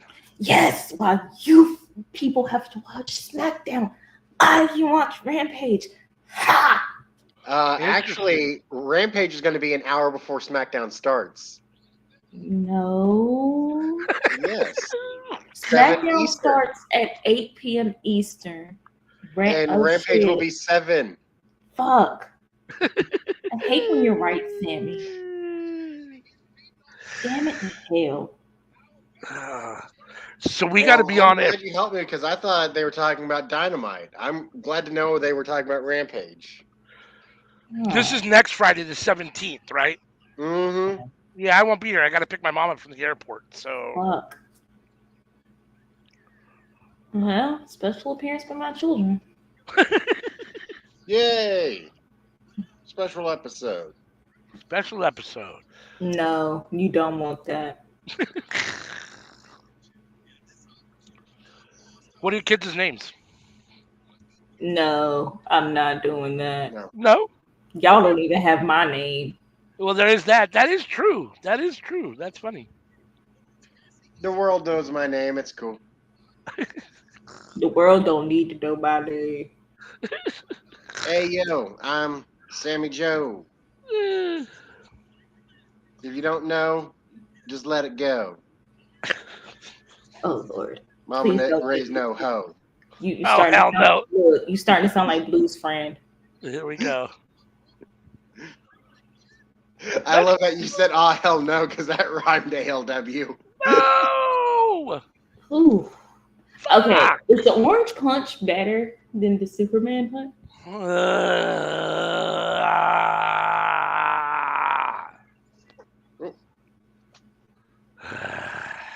Ooh, Lee Moriarty is so fucking good. Right? If they have to kick out Daniel Bryan from Blackpool Combat Club, we could put in, Lee. He is black. So I did like Danhausen trying to curse Stokely and punched his cast. He did. He did. Fucking Orange Cassidy. Fuck. Orange Tired of Cassidy this is guy. really fucking good. Tired of him. Hater. Oh, here we go. Oh my God. Now I got someone I hate even more on my fucking screen. Renee. Jeff Jarrett. Well, Actually, it's only Satnam Singh right now, but I assume, oh, there it is. The last Outlaws in the ring. yes, versus BB. Oh. Jarrett Diaz. Jarrett Diaz. Oh. I can't believe I have to look at fucking Jeff Jarrett. You don't have to. You close your eyes. I guess I could. Oh, yes. Looking nice. Lost some weight. Oh, nice. Fresh and Taylor. Here we go. Beating up best friends. I'm here for that. Yeah, it's that time of the year to be shedding the winter coat. Ooh. What? Got to lose some weight for summer. Losing weight. Shedding the winter You coat. guys call that? That's not what I call it. I've never heard it called that before, but You put on your winter coat during Thanksgiving and you wear it until after New Year's. Damn. Chuck, you got. Oh. What are we doing here? Beating up best friends. Right, but wait till you see what happens, and I don't understand why.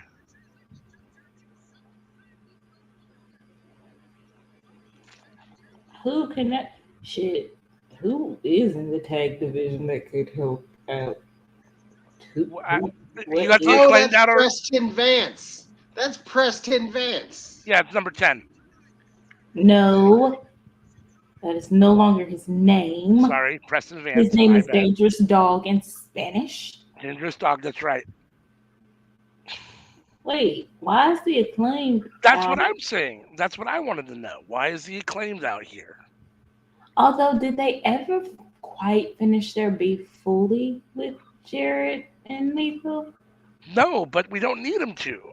We don't need Jeff Jarrett wrestling for the fucking. Well, I guess they don't have the tag team champions anymore. Need it, but do the ratings say that they want it? They do not. I mean, I guess if they're gonna have to wrestle, if the Acclaimed is gonna have to wrestle Jay Lethal and Jeff Jarrett, at least it's not for the titles. Thank God. Because I have a feeling Tony Khan will put the titles on Jay Lethal and Jeff Jarrett. I have a feeling Jeff Jarrett would convince him that's a good idea. Especially after he was convinced to put him on the Ass Boys. Like right. if you could be convinced the to put him on Ass the Boys being the champions is not the worst idea. No, it's not. If it was not so twisted in how he did it, it would have been better. Yeah, if it had been done better, if it had been booked a little bit better, I don't think there's anything wrong with it. So, what y'all think about Rampage? You got a match of the night for Rampage, Sammy?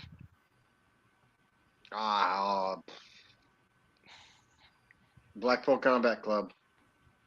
Trios match to open the show? What about an MVP and an LVP?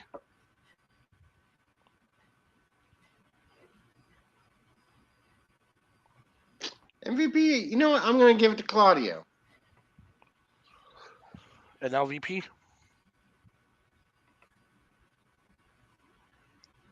Anybody who's not Kip Sabian and wearing eyeliner. Does that include women too?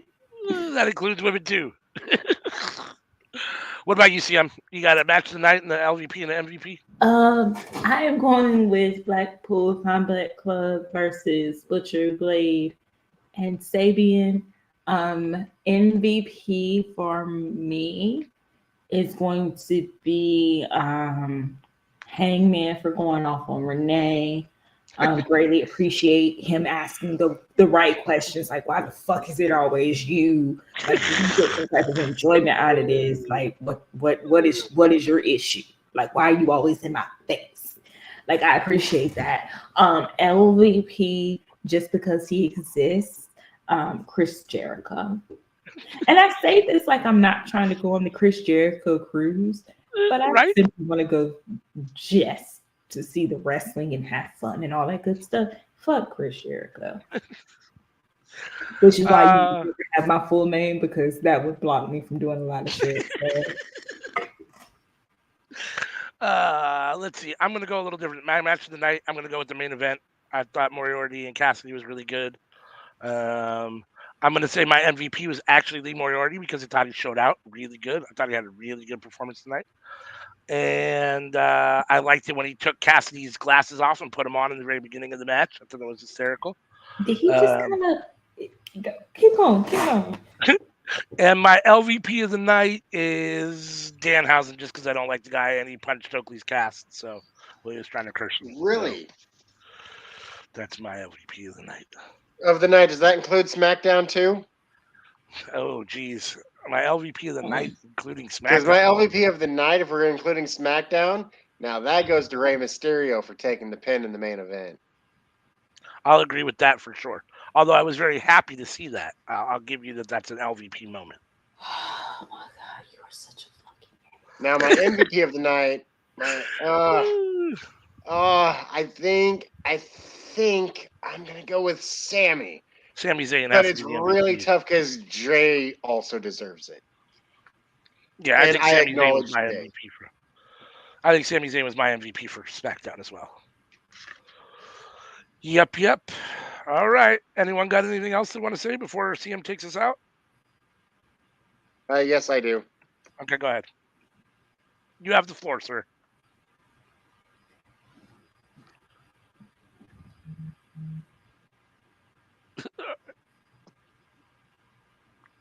Okay. Acknowledge Jey Uso. The first of his name. The future head of the table. Of the bloodline. All right. On that note, CM, you want to take us out? I will. All right. So, weekly, we are live Tuesdays at 10:30 p.m. Eastern, Fridays at 8 p.m. Tuesdays is the cookout. We come together, we have a topic, we usually get off the topic, talk about life, come back to the topic, and it's a cycle. It's fun, it's entertaining. Come watch with us. On Fridays, starting at 8 p.m. Eastern, we have Smackdown, or Friday Night Fights, which typically consists of Friday Night Smackdown and AEW Rampage. It will be starting 1 hour earlier. Well, no, not 1 hour earlier. 3 hours early next week at 7 p.m.